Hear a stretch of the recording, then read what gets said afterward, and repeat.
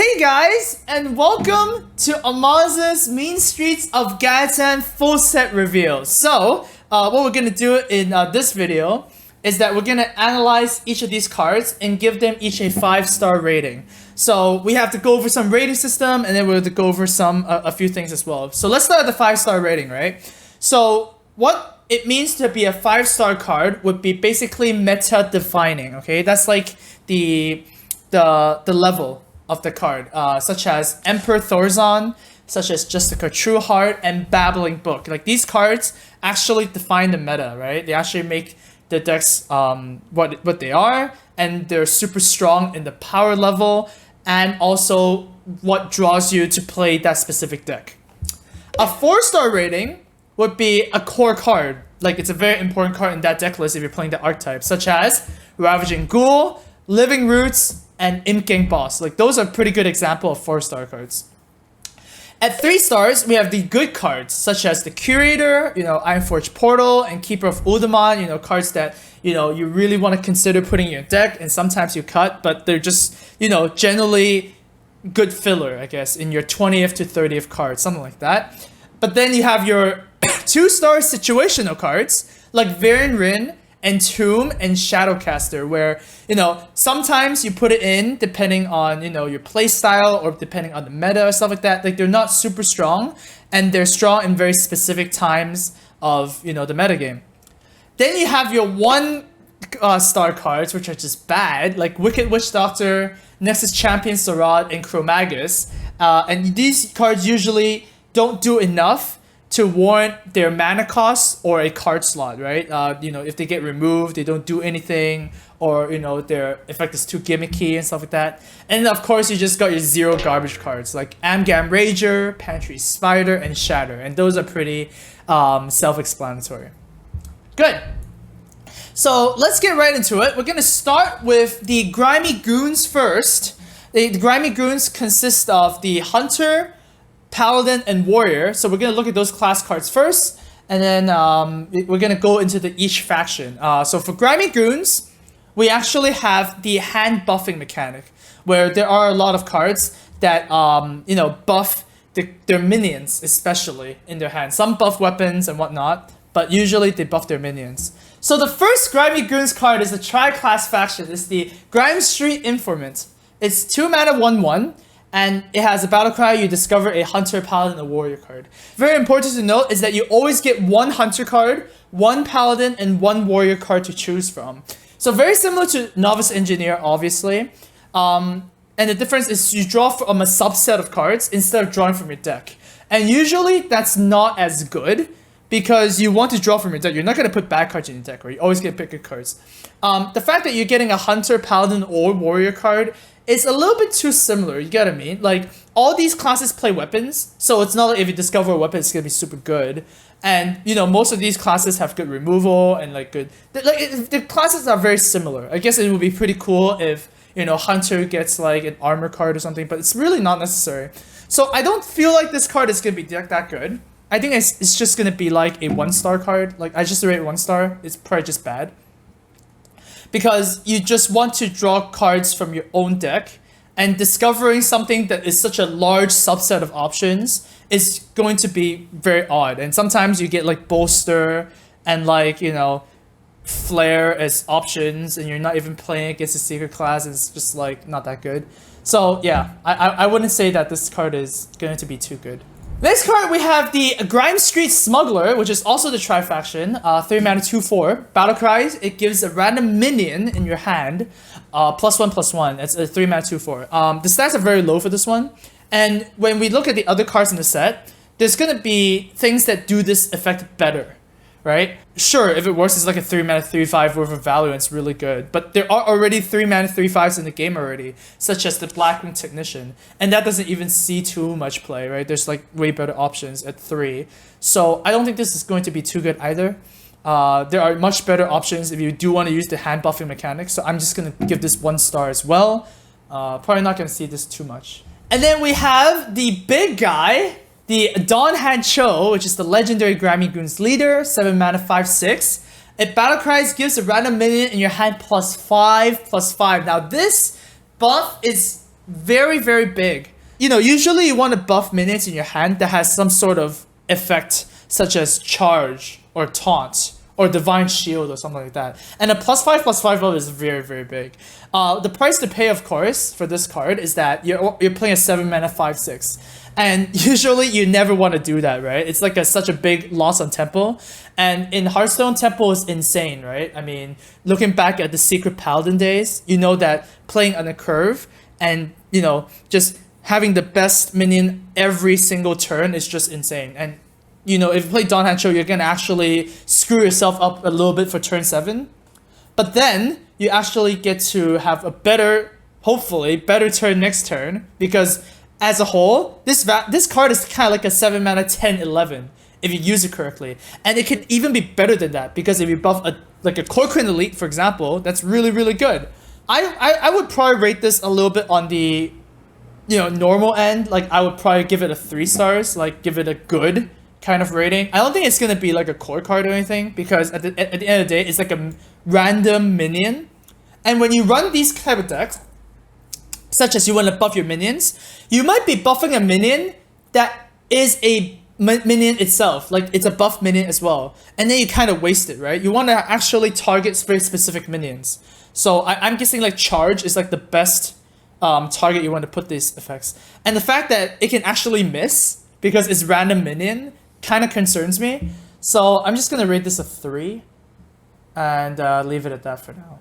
Alright, so now the first Grimy Goon faction is the Hunter class. And the first card we see is the Alley Cats. Oh, look at this, it's so cute! It's a 1 mana 1/1 battlecry, summon a 1/1 cat. So this is very reminiscent to Living Roots, but it's for Hunter. And we know that Living Roots is actually very strong. Like when you summon minions, those 1/1s actually rack up a lot of damage all the time. And I think Blizzard did a very good job in making this a cute card, because it's one of the more aggressive cards that Hunters is actually receiving this set. And I think it's really strong too, because both of them are beasts, right? Both the Alley Cat and the cat it summons are both beasts, so you get a little bit extra synergy there. So I would actually rate this quite high, especially for all sorts of Hunter would play this, right? You know, the aggro Hunter would play this, mid-range Hunter would probably play this. Like, it's a 1-drop that's pretty decent. Probably even better than, like, you know, your Abusive Sergeant, because it got nerfed, you can't play anymore. You know, West Spinner's gone. Fire Bat is also pretty good, but you also need more 1-drops, right? So I would give this a 4 stars. I would say that is a pretty core card if you're trying to, you know, make the beast deck happen, because both parts of this is a beast, and that's pretty relevant. Next we have is Smuggler's Crate. It's a 1 mana spell and Hunter, and gives a random beast in your hand +2/+2. One of the problems of cards like these is that it's a very bad top deck, right? When you top deck this and you don't have a target, it's essentially a dead card. And you know, if you do actually activate this, it's kind of just like a 1 mana Mark of the Wild-ish kind of card, right? So it's not like you're cheating the curve too much, and you're not really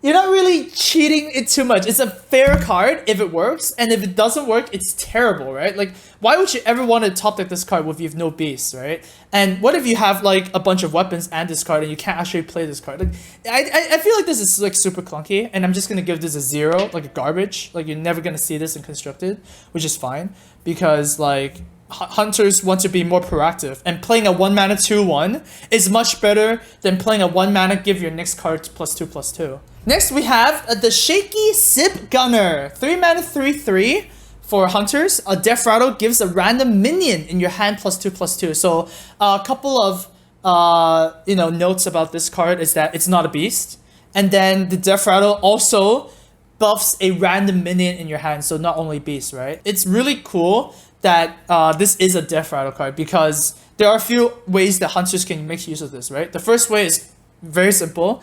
You play this, and then you kill it off, and then you buff something, and it gets +2/+2, which means it's a 3 mana 5/5, which is really good. The second option, I think is more relevant, is that you play this, and you just keep on attacking your opponent's face, right? Your opponent doesn't really want to kill this, because if they kill this, then, you know, you get the buff.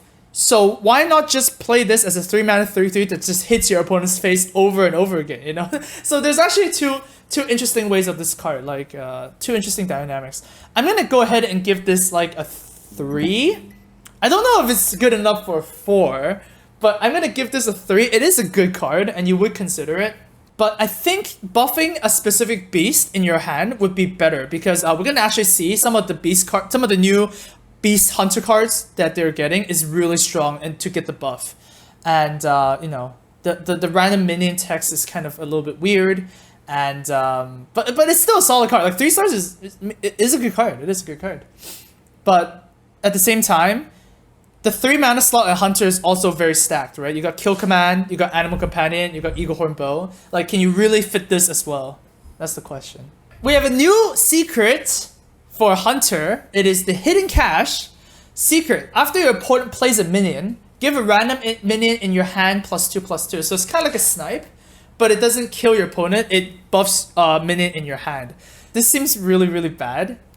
The only way I can see this working is that you can play it with, you know, Cloaked Huntress to make this a 0 mana card.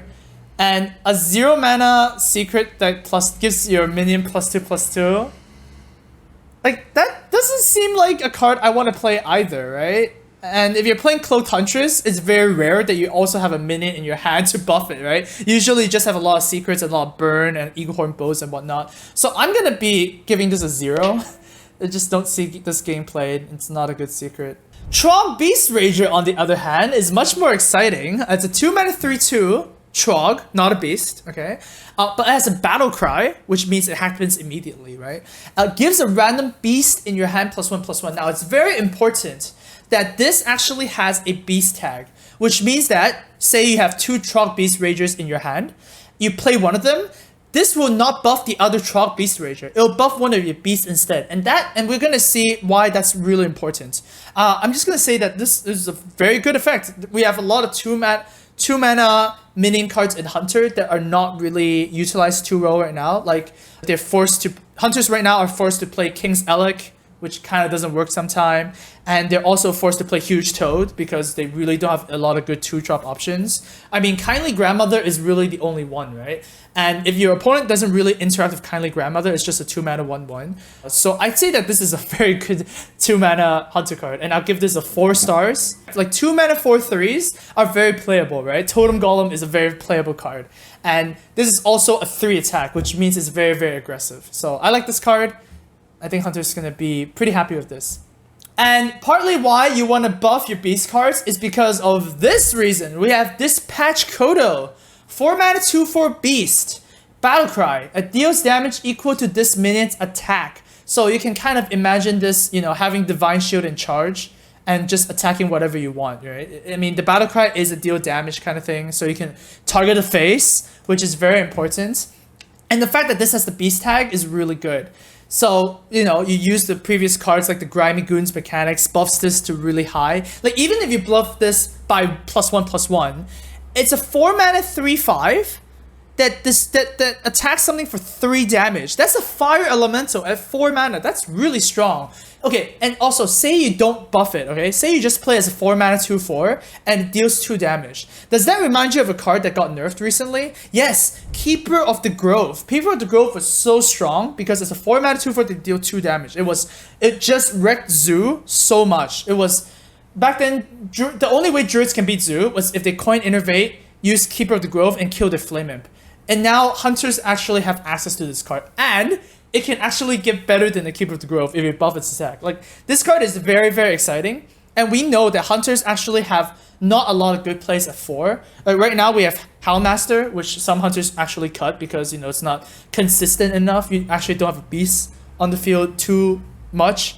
And the other option would be Infested Wolf, right? But Dispatch Kodo would probably be the best one because it has an instantaneous effect that occurs every single time.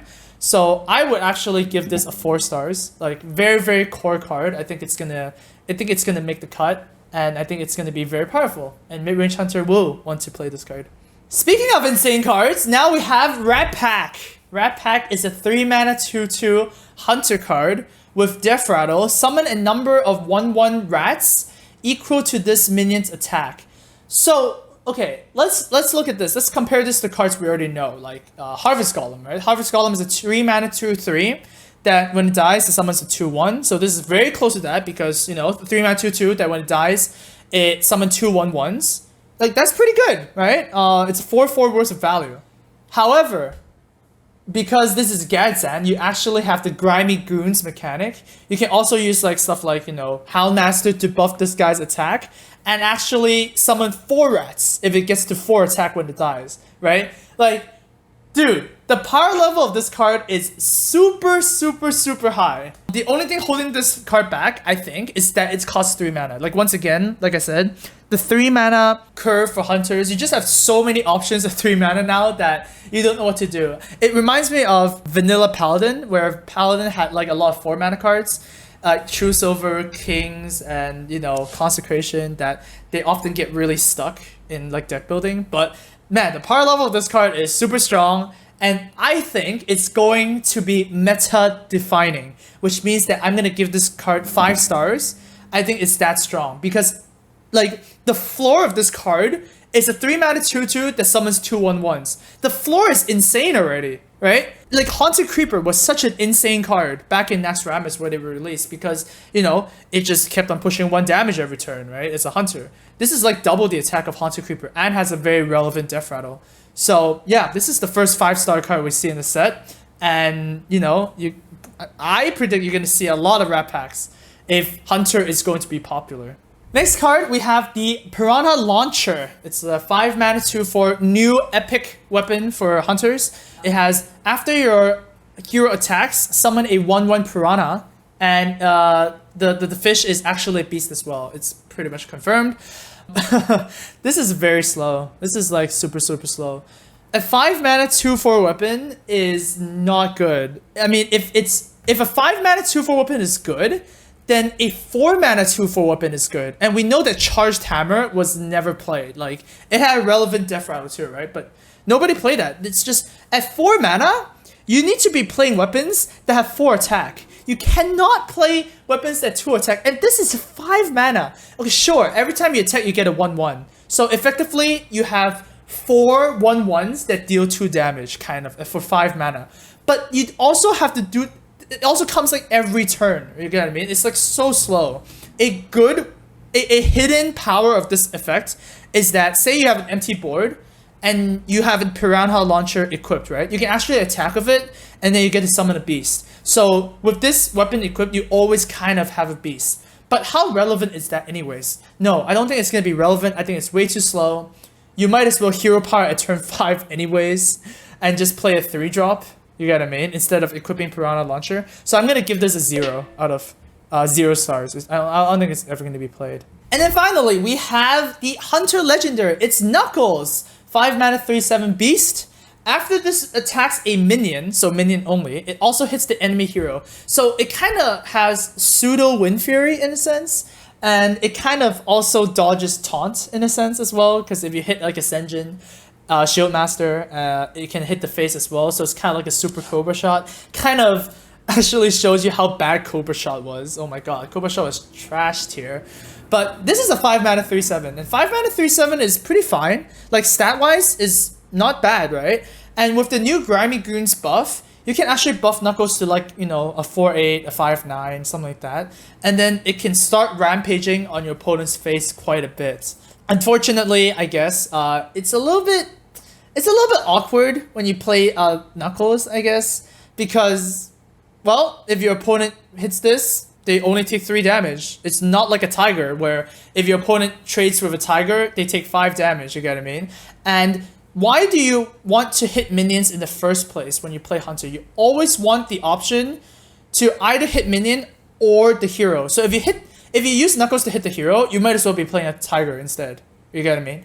So in that case, you know, I could see this getting value, because if you can, you know, keep on killing minions and keep on pushing face damage is really powerful. If you buff this with Grimy Goons, it's really powerful. But at the end of the day, I think this is a little bit too cute. I think this is still a good card though, but it's a little bit too cute. So I'll give it a 2 stars, because 2 stars is the ranking we give for situational cards. And I think this is very situational. So basically for Hunter as a whole, Hunter received a lot of strong beast cards. And I think the buff cards are okay, they're not insane. But with Rat Pack and Dispatch Kodo, mid-range Hunter should make a comeback and be very, very powerful again. So the next Grimy Goons class is Paladin. They also have this buffing mechanic, as we can see with this card, the Grimscale Chum. It's a 1-mana 2/1 Murloc. Battlecry, it gives a random Murloc in your hand +1/+1. Now, we know that the only Murloc Paladin that's, you know, actually in the meta right now is Anything Can Happen Paladin, where they actually run very specific Murlocs. They run the Charge Murloc, the Bluegill Warrior, and they also run the Murloc War Leader, which buffs the Bluegill Warrior, and in that way they create like a 1-turn kill combo, right? So, like, this is not going to be an Anything Paladin, that's for sure. This would be in, you know, maybe a Murloc Paladin with like Murloc Knights or whatnot, but I don't really see this happening too much. If you're gonna make a aggro Paladin, I feel like there's so many more options rather than just Murlocs that this is not going to see too much play. So I would probably just rate this 1 star, just because, you know, it is a relevant effect, you know, if you're playing a Murloc deck, and it's a 1-mana 2/1. You don't really expect too much out of a 1-mana minion. It doesn't need to be super insane. And a 1-mana 2/1 that gives something +1/+1 is good enough for its cost. Just that Murloc Paladin is not really a thing. Next card, we got Smuggler's Run. It's a 1-mana Power of the Wild for minions in your hand. Now, how awkward is this card? Like, it's really weird, right? Where you're buffing minions that are not on the battlefield and buffing it in your hand instead to make it to make your next turns a little bit better instead of getting that, you know, immediate charge effect, I guess. I think this is not going to be too insane, right? Because if you're playing like an aggro deck, or like you're playing a value deck or something like that, this might be too slow. And why don't you just want to play a 1-mana minion instead of a Smuggler's Run, right? I mean, this effect is strong, right? Give all minions in your hand +1/+1. But the fact that this itself is not a body kind of worries me. We're going to see other cards that are actually minions that do the same effect. But as a spell card, I just don't see it happening. Say you have 2 Smuggler's Run in your hand. The Smuggler's Run does not buff your other Smuggler's Run. So that interaction is a little bit awkward, and I'd rather run one of the other Paladin card buffing mechanics instead. So I would say that this is like 2 stars. Like, I would rate this as a situational card, where if your deck is actually built like that way, then sure. But I think there are better options in terms of this mechanic. Such as the Grimestreet Outfitter, which is a 2-mana 1/1 that has the same effect as the Smuggler's Run we just saw. Now, this is way better because you're getting this effect on the Grimestreet Outfitter as well, right? Because it's a minion, when you cast this thing, it also buffs your other Grimestreet Outfitter. The fact that this is a minion is actually very, very important. I don't really care what stats it has, because Smuggler's Run, think of Smuggler's Run as a 1-mana 0/0 that does not get the buff. This, however, does get the buff, and that's like way different. And this is also all minions in the Paladin hand. We're gonna see a lot of Paladin cards that that synergize with this card, such as the card that draws a lot of 1-mana cards. We're gonna see it later. But this is a very strong effect, and it will actually push this new Paladin archetype of buff your hand to millions of stats and then just like put everything down at the same time, and your opponent can't deal with, you know, 500 thing from belows at the same time and they just die. So this is a good card. I would say that this is a 3 stars, and if you're playing the buffing Paladin mechanic, that you would probably want to consider this. Alright, new secret for Getaway Kodo. Your mysterious challenger deck might come back. Oh baby. So what is this? It's a 1-mana secret. When a friendly minion dies, return it to your hand. So very similar to Duplicate, right? Where Duplicate is when, you know, when the mage minion dies, you get 2 copies of it. This is exactly the same, but you get like 1 copy of it, basically, right? This is obviously like relevant because Mysterious Challenger does exist. Has a little bit of anti-synergy though with Mysterious Challenger, because, you know, you're gonna play Noble Sacrifice, and then the Getaway Kodo actually procs on your defender rather than your Mysterious Challenger. Maybe you can skip out on Noble Sacrifice as a card, because after that, like, if you don't put Noble Sacrifice in your Secret Paladin deck, then Redemption also becomes better, right? Say you have like a Mysterious Challenger that puts Redemption and Kodo into play, and your opponent kills it, right? Then you're left with a 6-1, and you also have a second Mysterious Challenger that you can replay, and then get the secrets all over again, you get what I mean? So Getaway Kodo could do some very crazy things. You can also look at it as like a 1 mana draw a card. And 1 mana draw cards are very, very powerful. Like, say at turn 9, you play Tyrion and then you play Getaway Kodo. And your opponent is not playing Polymorph or Hex classes, you know? It's very annoying for them to deal with, really. So I would say Getaway Kodo is pretty nice. It's pretty legit. I think the setup cost is definitely there. You can't just play this. It's kind of like Redemption, right? Where you can't just like, oh, I'm just gonna play it randomly and then just hero power nonstop or whatnot. Like, this requires a little bit of brain power, but the reward is there. So I would give this a 3 stars. Probably gonna see play in the Secret Paladin if it ever makes a comeback. Alright, next card we have a Grimestreet Enforcer, 5 mana 4/4. At the end of your turn, give all minions in your hand +1/+1. So very similar to Emperor Thorson. It's 1 mana cheaper for 1 less stats overall, and the effect, instead of reducing mana cost, is giving all minions in your hand +1/+1. Now this is very powerful because your opponent needs to pretty much kill this, because if they don't, you're gonna get the buff again and again, and it basically snowballs out of control, right? So very scary card, and if you're playing a deck that, you know, hopefully utilizes this effect properly, which is basically a lot of 1-drops, a lot of 2-drops, you know, stuff like that, then it's gonna get a lot of value, right? 5 mana 4/4 though, it's a little bit low on the stat line.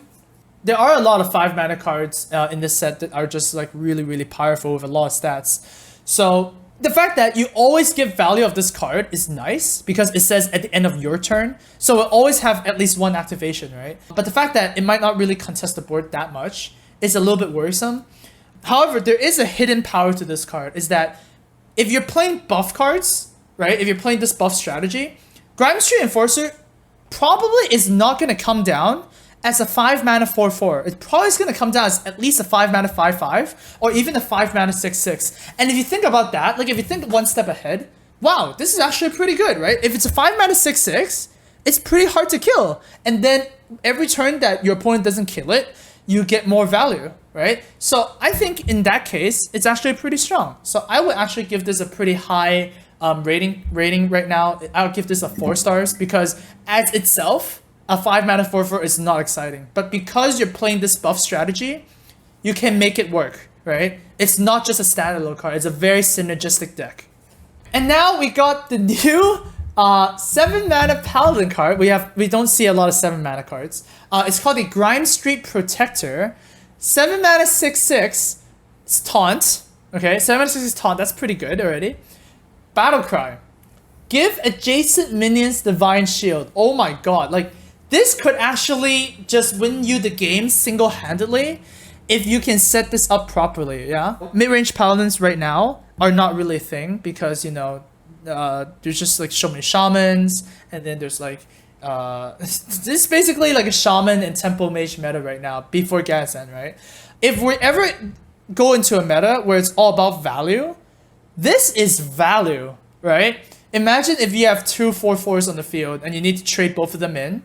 This is a 7 mana 6/6 taunt that summons 2 4/4s, okay? Because, you know, without the Divine Shield, your guys would have actually died and they would have to get a trade. Against Warrior, this card is just nuts. Are you kidding me? Warriors don't deal with Divine Shield really well, right? So the fact that this can actually just outvalue your opponent right there and then is insane. This also has taunt, so it's just, you know, randomly good against aggro decks as well. You know, get your trades, get your Divine Shields in, and, you know, this 7 mana 6/6 protects your face. So, not bad. I think this is an insane arena card, but if we're talking about constructed, you know, the dream situation is there, but it's also a little bit hard to set up, right? I think it's going to be very strong in Secret Paladin if it ever comes back. So, I would give this like a 4 stars. Like a 4-star card is pretty strong. But if Paladin is still going to be a class that's too slow, or if Secret Paladin is not going to come back, then this card is not going to get played. So by itself, it's really strong. But it also depends if Paladin is going to actually play mid-range. Because most of these Paladin cards are actually benefiting the new archetype of hand buffing, right? But I can see a Secret Paladin coming back with the Getaway Kodo and this card. Next, we have Meanstreet Marshal. 1 mana, 1/2 Death Rattle. If this minion has 2 or more attack, when it dies, you draw a card. Now, 1 mana draw a card is really powerful. Like, really, really powerful. And the fact that you can buff this with, you know, your hand buffing mechanics is really strong. We're gonna see a card that actually makes a lot of sense in the 1 mana Paladin draw a card kind of thing. If this is, if you just buff this card at least once, yeah? It's a 1 mana 2/3. That when it dies, you draw a card. That is like, the power level of this card is really, really high. If you can actually buff it, right?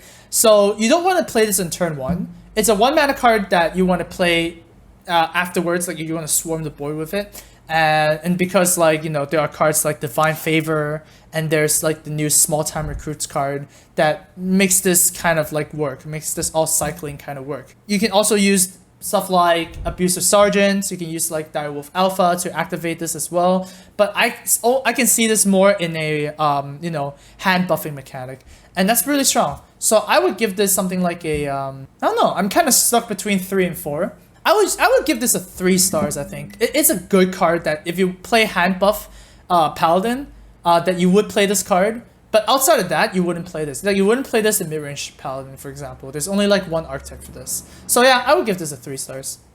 Whoa, we have a 3 mana Paladin spell, Small Time Recruits. For 3 mana, you get to draw 3 cards. That's a super nourish, right? It also says that you have to draw 3 1-cost minions from your deck. So it's very specific in what it draws. And cards that draw very specifically are actually super powerful, right? I mean, if you look at Captain's Parrot, it was a 2 mana 1/1 for the longest time when Novice Engineer was still a 2 mana 1/2, because it draws specific cards. When you like this, the drawing specific cards effect is called tutoring, right? In other card games, and that is a very, very powerful effect. And on top of that, it's also a 3 mana draw 3. Like, this is insane. This is actually insane. It's actually the single card that makes me think that this hand buffing Paladin deck is actually gonna work, right? At late game, you can actually play this, refuel your hand, and then just play more cards. You can also think of this as like a 6 mana, play 3 1-cost minions from your deck, and also thin out your deck by 3 cards. Like, that is super powerful, okay? Like, Nourish is played in Druids all the time, and 3 mana draw 3 is insane. Alright, like, I don't really care if it draws 1-cost cards. It's still drawing me cards that I'm putting in my deck. You can compare this to Divine Favor as well, where Divine Favor draws a lot of cards, and it just gets really insane in the right deck for it. So I would say that this is 5 stars. Like, super powerful card, right? Like, this single-handedly will make Paladin 1-cost minion decks an actual thing. Like, without this card, 1-cost Paladin cards will only use Divine Favor, right? And with this, you have a second choice of Divine Favor. So it's like really, really good in that sense. Probably gonna see it in this kind of deck. You guys are so funny. It's a really good card, okay? You guys can laugh all you want, but when this card is being played everywhere, you guys are gonna go like, wow, Amaz was right all along. Alright, and finally, we have the 3 mana 2/2 Paladin legendary called Wickerflame Burnbristle. It has Divine Shield, it has Taunt, and it has Lifelink, in the sense of damage dealt by this minion also heals your hero. Very similar to the Mistress of Pain. It's funny because if you remove any one of these effects, it will not be good. You got what I mean? If it's a 3 mana 2/2 Divine Shield Taunt, it's not good. If it's a 3 mana 2/2 Divine Shield Lifelink, it's not good, you know? It has to have all 3 of these effects to be a good card. And if you think about it, wow, it's actually really good because Paladin belongs to Grimy Goons, right? So if you buff this up to like a 3 mana 4/4 Divine Shield Taunt, it's pretty nice. Unfortunately, I think this is a little bit too cute. If you're playing an aggro buffing card, you probably just want to go a little bit faster anyways, right? And the 3 mana 2/2 Divine Shield base, it's kind of slow. It's kind of very similar to Silent Knight. And like, if it's very similar to Silent Knight, why wouldn't you run the Red Silent instead? And then Silent Knight is just a lot better because it's stealth. And if you're buffing a stealth Silent Knight and going face, wouldn't that just be a better strategy if you're playing that kind of deck? The fact that this has Taunt does actually save it a little bit, because, you know, it protects your other small minions and it makes your opponent's trades very awkward because it does have Divine Shield as well, you know, so it's kind of interesting. I don't think this is going to be found in mid-range Paladin. I think you have to play this in a buff Paladin for it to be good. And I think I will give this a 3 stars because if you compare this to Silent Knight, it's just so similar, right? And if Silent Knight is not good, then this card is not too insane. The taunt does help a bit though. So yeah, 3-star card. And overall, those are the Paladin cards. And I would say that Paladin cards are very interesting because it spawns a new archetype of 1-cost Paladin cards. I don't know what kind of name we're going to give these Paladin decks, but maybe like 1Z Paladin might be a thing. It is very interesting. And small time recruits definitely is the card to make it happen. Onwards to Warrior, which is the last Grimy Goons faction. We have 1 mana, I know a guy. Discover a taunt minion, a spell. A 1 mana draw a spell. Now, obviously this doesn't seem insane because it's like, oh, I'm just, you know, 1 mana cycling, you know, just drawing a card and whatnot. But from experience, right, all 1 mana spells that discover a card are very, very playable. Alright, examples include Journey Below, which you know, discovers a death rattle for rogues. Raven Idol, which discovers a spell or a minion. You know, you also have your Swashbucklers and Battling Books, which are kind of similar. They're a little bit better because they put a 1/1 on the field. But, like, that's basically the similar thing, right? 1 mana draw cards are always kind of relevant. And the fact that I know a guy can also produce something humongous, such as Sogoth for your control matchups, you know, Ball Creeper, stuff like that. And then for, you know, aggro matchups, you can just, you know, make a 2 mana card or something like that. Like, it's very flexible. So, it's not as bad as it seems. You know, it's probably going to be only found in Control Warrior, if it and ever. Because if you're playing, like, you know, the new aggro Pirate Warrior, or like the, you know, Dragon Warrior as well, you probably don't want to play this card because every turn you just want to play at the curve, right? But if you're playing like a more Control Warrior, then this card can actually help you, you know, make matchups a bit smoother, right? I still think this is kind of weak though, if you compare it to stuff like, you know, Journey Below, because Death Rattle cards are so much better. You can use it with N'Zoth, you know, stuff like that, and rogue cards have a lot of good Death Rattle cards. Raven Idol also discovers Druid spells, which is a little bit better. But I wouldn't count this card out, so I would give this a 2 stars. I would say it's a pretty situational card, and you know, it might see play because 1 mana spells can be abused. You know, Gadgetzan Auctioneer just wants to remind you of that fact. Next, we have a 2 mana 0/7 taunt, Public Defender. You know, he's actually hiding his face right now because he is actually public enemy. Why the heck would you play a 2 mana 0/7 taunt, even with the Grimy Goons buff, you know? Like, it's just... the fact that if you don't buff this, and it's a 0/7, is just abysmal, okay? Like, it's so bad.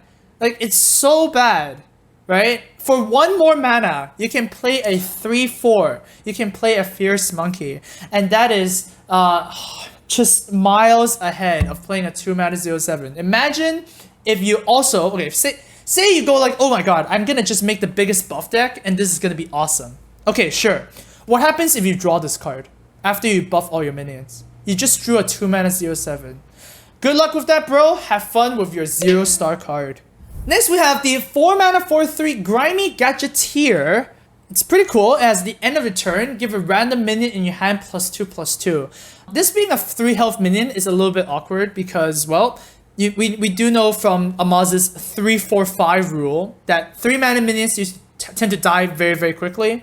4 mana minions are 4 health minions are a bit more sturdy, and then 5 health minions and above are really, really durable, right? At 3 health, it dies to literally every spell in Hearthstone, right? Dies to Wrath, dies to Frostbolt, dies to Eaglehorn Bow, Fire War Axe, yada yada yada, and so on. But before it dies, like, it at least gives you 1 activation, right? So think of it as like a 4 mana 6/5-ish, kind of, not really. You know, and if your opponent can't kill it and it activates again, you know, that's pretty cool. So, you know, a little bit risk versus reward there. I would say that this card is kind of interesting because, you know, the fact that it can snowball out of control is very cool. But at 4 mana, you don't want to play a 4-3, right? All the Grimy Goons mechanics are you sacrifice the turn you're playing right now for a better turn later. So I wouldn't say this is too good. I think there's a better option at 4 mana for warriors, which is the weapon instead of this one. So I would go ahead and rate this like a 2. I think it's a pretty situational card that dies too often. So yeah, I think this is a really good arena card though. But for constructed, I will give this 2 stars. Next, we have Stolen Goods, not Stolen Boaster. 2 mana, warrior spell, give a random taunt minion in your hand, +3/+3. Now, why this is a bad card is because, once again, this card relies on another card to be good. We saw the Hunter card just now. That is basically the same thing. 1 mana, give a random beast in your hand, +2/+2. Why do you want to do this? You want to put the same buff on the same minion? At best, like the best case scenario, you play this and then you play Fierce Monkey and voila, you got a 6/7 taunt for 2 cards. Okay, that's not really insane either. All right, what's the worst case scenario? Worst case scenario is you can't use this card. You draw this card and you can't use it. It's such a situation. You do not want to play bad cards in your deck just for the off chance of comboing something insane. So I'd say this is a very bad card. I would say that this is 0 stars. You don't want to play this. No.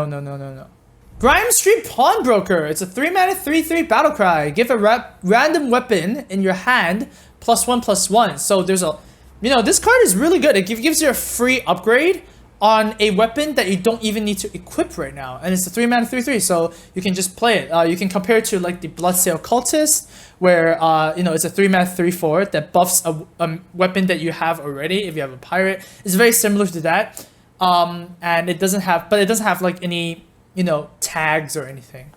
At first I looked at this and I was like, oh my god, it's pretty good. It's a pretty good card.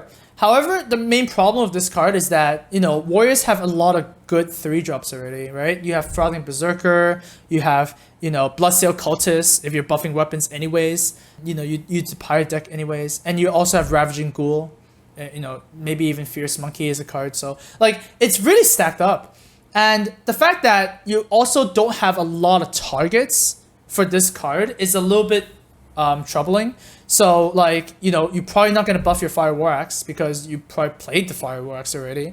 And Arcanite Reaper is not really insane, I guess. Like, you're not going to play Gorehound in these type of decks. So, after thinking about it a little bit more, I guess this is not insane. I would say it's a 2-star, like a little bit situational, just because there's so many more 3 mana cards that are just better than this. Like, this deck is really, really good, but, the lack of targets and the fact that this is 3 mana as well makes it a little bit awkward. Next, we have the Alley Armorsmith. For 5 mana, you get a 2/7 taunt. Alright, that's pretty big body. Also, whenever this minion deals damage, you gain damage armor, which means that if your opponent trades into this minion, Alley Armorsmith would deal damage as well, which means that it will also gain you armor. Wow, speak of a card that just shuts down Zoo immediately, right? I mean, holy jeez, it's a 7 mana, 7 health taunt, and that's pretty decent. And every time your opponent trades into it, you get damage armor. Like, wow, that's really good. The best comparison to this card is Ironforge Portal, because it's literally the same thing, right? You gain some armor, you put a 5-drop into, you play a minion into play, and then you basically try and stall till you're more control-y cards and stuff like that, right? So very similar to that, and of course, being a Grimy Goons faction, if you give this +1/+1, it becomes a 3/8, which is very, very good because it's such a low attack. Any attack buff would make this card very insane. However, I still think that this is a little bit weak, I guess, because if you do play Grimy Goons and the whole hand buffing mechanic, then you just want to kill your opponent more, right? You don't want to buff a card just for more defensive options, I guess. And, the fact that this does gain you armor every time if you buff its attack up doesn't really come into play if you're playing a control warrior anyways. So, a little bit more awkward. It's kind of like an Ironforge Portal. I'd say I give this a 3 stars. It's not super spectacular or anything. And if you don't buff it up, even if you go against Zoo, they have, their, shoot, what's that card called? The 3 mana 1/5. They have that 3 mana 1/5 that goes really big and probably just can kill this as well. So like being 2 attack is not insanely insane.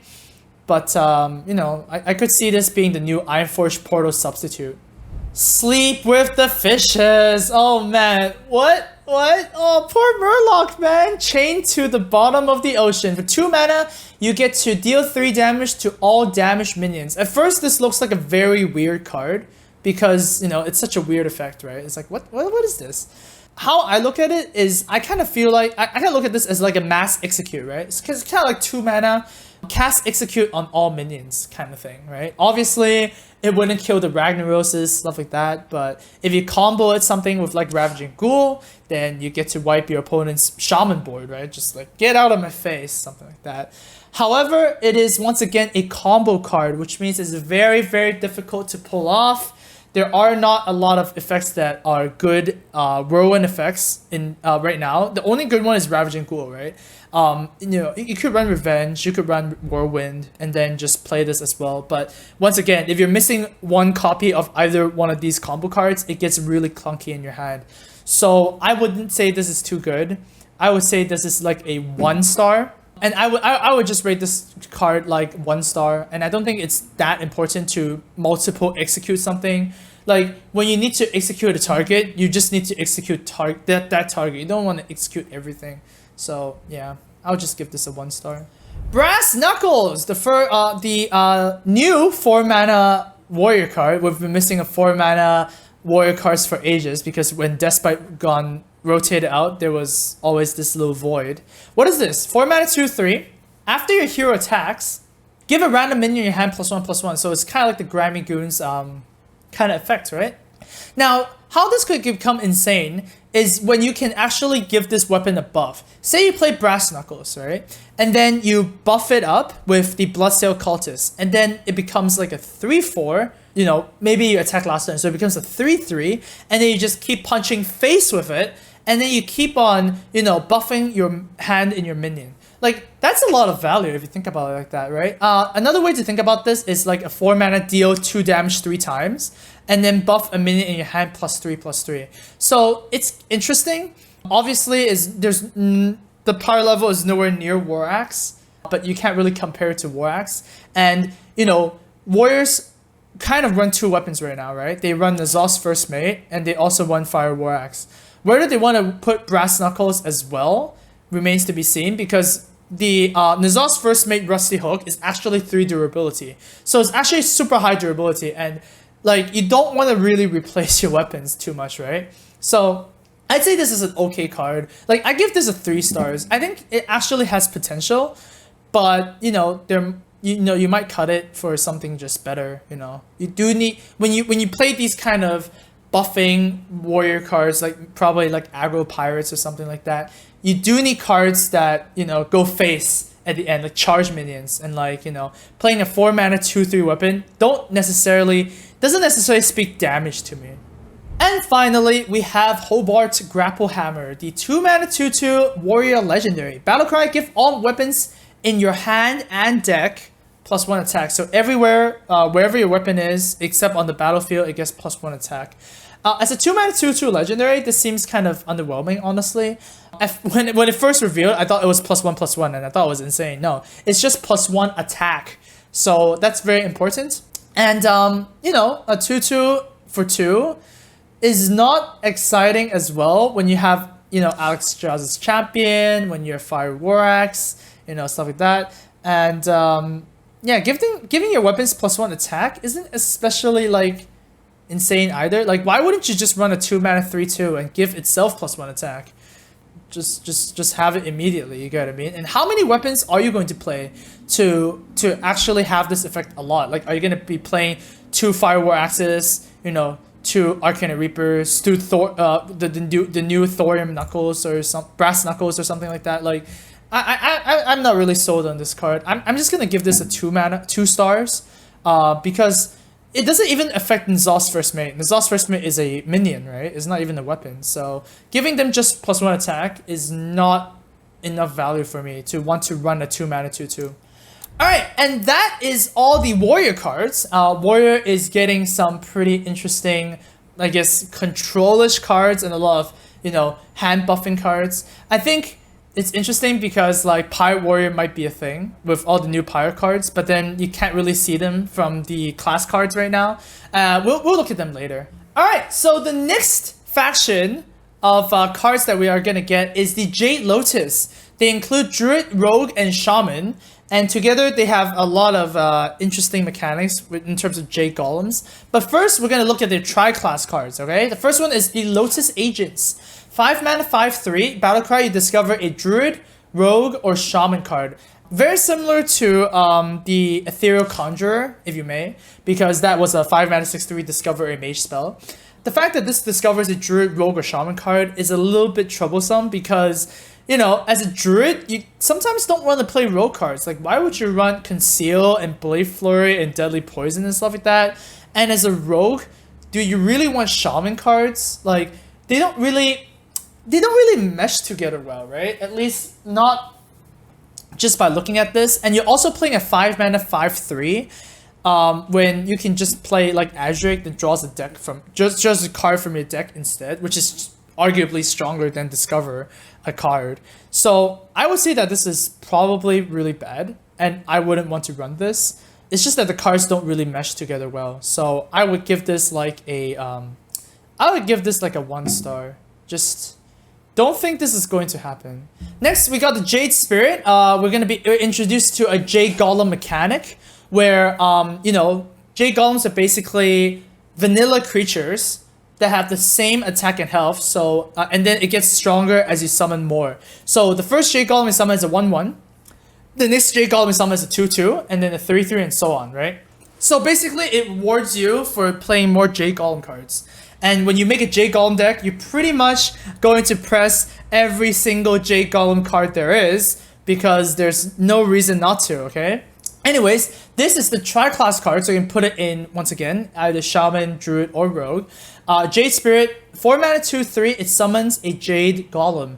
Super powerful, honestly, because any card that summons a Jade Golem is going to be inherently powerful because, you know, maybe if you look at Jade Spirit and go like, wow, if I play this without summoning any Jade Spirits, that's really bad, right? It's a 4 mana 2/3 that summons a 1/1. How stupid is that? Sure, but then on the flip side, what if this was a 4 mana 2/3 that summons a 4/4? You get what I mean? Like, wow, 4 mana 2/3 that summons a 4/4 is pretty nuts. And then it could get even bigger and stuff like that. So, like, these cards are really, really good because, like, you're gonna get the value sometime, right? And Jade Golem decks actually reward card draws a lot because, you know, you want to dig through your deck and summon more Jade Golems because there's not 30 cards in your deck that can all summon Jade Golems. There's only, like, you know, a few cards to do that. So decks that draw cards really, really fast and summon Jade Golems really, really fast tend to be the best. Does that remind you of a class? Yeah? Druid? Yep. Druids can not only ramp up to a lot of mana crystals really fast with Innervates, Wild Growths, and whatnot, they can also draw cards a lot with Double Nourish, with Wrath, with freaking Azurics. So I feel like that Jade Golem decks are the best in Druid because they can just like dump out all these Jade Golems, right? And then Shaman is alright, and then Rogue is probably the weakest. But as a Jade Spirit card, a 4 mana 2/3, like, it's really hard to evaluate all these Jade Golem cards because you either play them or you don't. It's very similar to the Cthulhu cards, right? Where you either play the Cthulhu cards or you don't, right? And this is even more different because Jade Golems don't even have a top end. Right? In Cthulhu, there is a top end where when you have a Cthulhu that's 10 attack, you activate stuff like Ancient Shield Bearers, and you activate stuff like the Klaxi, Amber Weaver, you know. Getting 10 attack on your Cthulhu is really good. For Jade Golems, you don't care. You can make it 30-30 if you get 30 activations, right? You can just have as much as you want. So it's like something that doesn't have like a diminishing return, as you would say. So they're just good, I guess. So I would say that Jade Spirit is like a 4-star card because it's probably one of the worst ones. But even being a worst Jade Golem card, the fact that it actually is a Jade Golem card makes it really strong. So if you're gonna play a Jade Golem deck, you're gonna put 2 Jade Spirits in it. There's no choice. So that's why, since it's pretty much an auto-include, it's 4 stars. Speaking of more Jade Golem auto-include cards, we have Aya Blackpaw, which is a 6 mana 5/3 Battle Cry and Death Rattle summon a Jade Golem. So, oh my god. So when you play this card, you get 2 bodies on the battlefield, and one of these bodies also Death Rattle into another body? Like, are you joking me? Like, this card is insane, right? We saw the demo where there was the showcasing, the Blizzard showcased all the rest of the cards, right? And Aya Blackpaw was a 5/3 that summoned a 4/4, and when it died, it summoned a 5/5. Like, that is just stupid. How sticky is this minion? That is insane, right? I mean, at turn 6, you're probably gonna get a lot of Jade Golems because you cast like early Jade Golem summoning stuff, right? Like, oh my god, like the stats of this card is, it's just off the charts. It really is. It doesn't really matter if this is 3 health, if it just Death Rattles and summons another big thing, right? So I would just give this a 5 stars. I think this is just like, there's just too much stats on this guy. It really is. And the fact that it is a Battle Cry and Death Rattle means that you can get it in, you know, you can get it in Journey Below because it's a Death Rattle. You can play Bran with Aya as well, and you can get double Jade Golems. Like, oh my god, this card is like really, really good. It's just off the charts. You can bring it back from the Zoth. Oh, that's really disgusting. So yeah, this is one of the better legendaries. And now, the first Jade Lotus faction class is the Druid class. We're gonna see some Jade Lotus.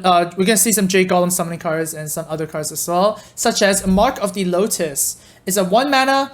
Give your minions +1/+1, which is very similar to Power of the Wild, which is like, you know, half price. It's not 2 mana. It's just 1 mana. It only has 1 form though, so you have to give your minions +1/+1 no matter what. Now, why is this powerful? Because now you can have 4 Power of the Wilds in your Violet Teacher decks, right?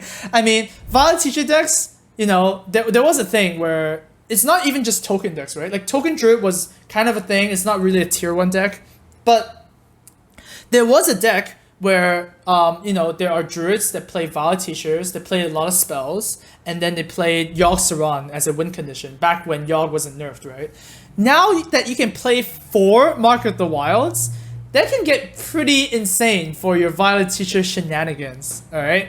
Like, I don't really care. Even if this was 2 mana, give your minions +1/+1 is kind of relevant, because the more the cards do kind of the same thing, like more copies, the better it gets, right? Say you can run like 4 Totem Golems in Shaman. Like, that gets really insane, right? So now you can actually run 4 Power of the Wilds in Druid. So, pretty powerful card. We don't really see Token Druid being a thing, so maybe this could be a thing in it. So I would give this a 3 star. It is good in, you know, the Swarm deck, in the Violet Teacher deck. So if it's ever going to see play, it's going to be in that deck. Next card, we have the Jade Blossom, one of the Jade Golem summoning cards. It's 3 mana, you summon a Jade Golem, and you also gain an empty mana crystal. Well, it's like, wow. This is obviously really good, because for just 1 more mana, you get to ramp, and you also get to summon a Jade Golem, which is, once again, a mechanic that rewards you for playing more Jade Golems. A very interesting fact is that when you play this on turn 10, you do not get excess mana, because this card already does something by itself, and it's not like a dead card, such as like Astral Communion, and it's not like Wild Growth, right? So when you play Jade Blossom at turn 10, you do not get excess mana, because that would be so stupid. Imagine if it did, right? Jade Blossom, 3 mana, summon a Jade Golem, draw a card. Are you kidding me? It's a 3 mana minion that draws a card. No. So I'm pretty happy about that, but this card is really good, because if you're playing a Jade Golem deck, obviously you want to ramp up because you want to play more Jade Golems, right? More mana. And also, you want to draw more cards, and because you're gaining mana crystals, you can also cast more Nourishes and more Azure Drakes and whatnot. So Jade Blossom is pretty much your auto-include in Jade Golem decks, and I would give this a 4 stars. If you're playing a Jade Golem Druid deck, you're gonna play this card. It's really, really good. So yeah, 4-star card. Next card, we have the Jade Behemoth. It's a very cute elephant. 6 mana, 3/6 Taunt, which is, Taunt is really good text. And Battlecry summon a Jade Golem. Oh god. Once again, I feel like I'm like a broken record right now. This is really strong. Because the 3/6 that summons a 5/5 or even 8/8 or whatever, like, you're gonna play that card, okay? And doesn't matter what the text is, You're gonna play this card. It's 4 stars. Be happy with it if you play a Jade Golem deck. Oh god. Well, this is this is one of the more insane Jade Golem cards. For 1 mana, Jade Idol, you get to choose one of these, yeah? You get to summon a Jade Golem. Okay, cool. Or you get to shuffle 3 copies of this card into your deck. Now, I have no idea why it even needed the second text, right? Because the first option for this card is so stupidly good already. I mean, 1 mana summon a Jade Golem. Sure, it could be a 1 mana summon a 1/1, right? But imagine if you summoned like 5 Jade Golems before and it's turn 6. This is a 1 mana 6/6. Are you kidding me? When is the last time we remembered that we have like, you know, very low mana cost cards to summon really big creatures? Thing from Below, right? Shamans, Thing from Below, 0 mana 5/5 taunts. Like, do we really need to repeat this? This card is the power level of this card is so high, and the fact that option 1 is already so good, and it just randomly has a second option as well, makes this card like insane. With this, like, a lot of people notice that if you put 1 copy of this card in your deck, you can never fatigue, right? Because if you shuffle 3 copies, summon 2 more Jade Columns from the copies, and use your 3rd copy to basically shuffle 3 copies again, you will never fatigue. So you will never, basically, against Control Warrior, you will always be summoning cards. There was a tournament. There were lots of tournaments in Karazhan where it was Druid, Malygos Druid against Control Warrior. And Control Warriors, one of the main win conditions was to fatigue you out, right? Was to remove your Malygos, remove your Ragnaros, remove your Arcane Golems, and kill you because you have no more threats. Well, with this neat 1 mana Jade Idol, their strategy is now out the window. And let's just remind ourselves that a 1 mana summon a Jade Golem is a very good card already, and just randomly has this effect. Man, this is just insane. Anyways, 5 stars for this card. Like, this is gonna break some games. Like, 1 mana summon a 6/6, 1 mana summon a 7/7, and then I play Azuric as well. Or like I play, you know, Mire Keeper as well, a turn 6. Like, that is disgusting. Alright. We have a 3 mana 3/3 Celestial Dreamer for Druid. Battlecry, if a friendly minion has 5 or more attack, this turns into a 5/5, right? So it basically means that if a friendly minion has 5 or more attack on your battlefield, right? That's pretty much what it says. Playing a 3 mana 3/3 obviously sucks. Playing a 3 mana 5/5 late game, because, you know, probably it's late game before you have a 5 or more attack. It's good. Like, 3 mana 5/5s are good. Like, it doesn't matter when you play it, 3 mana 5/5s are good. But when you compare it to the other Jade Golem Druid decks that you're gonna play, this card kind of like who cares about this anymore?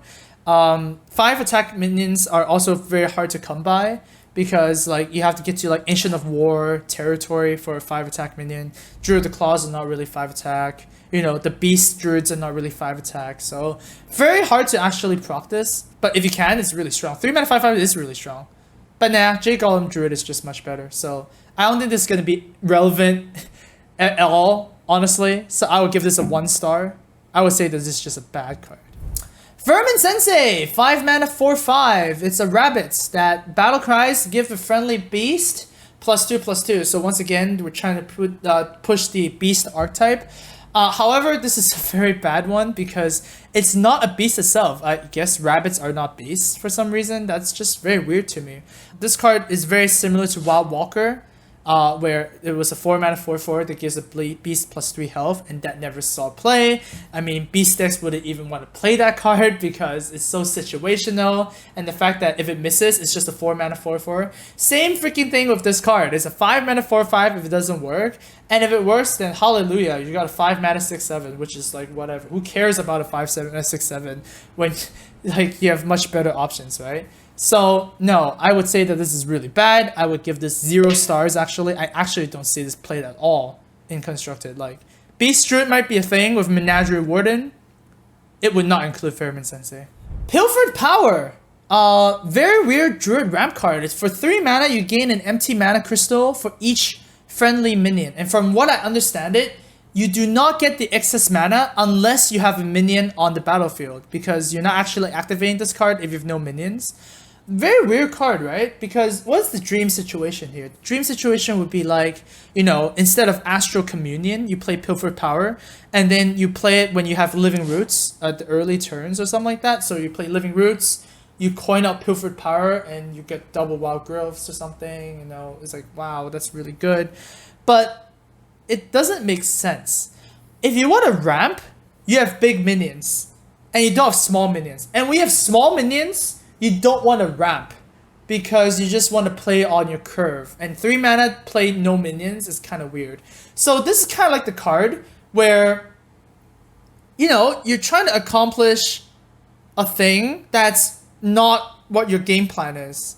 You get what I mean? So it's kind of like weird in that sense.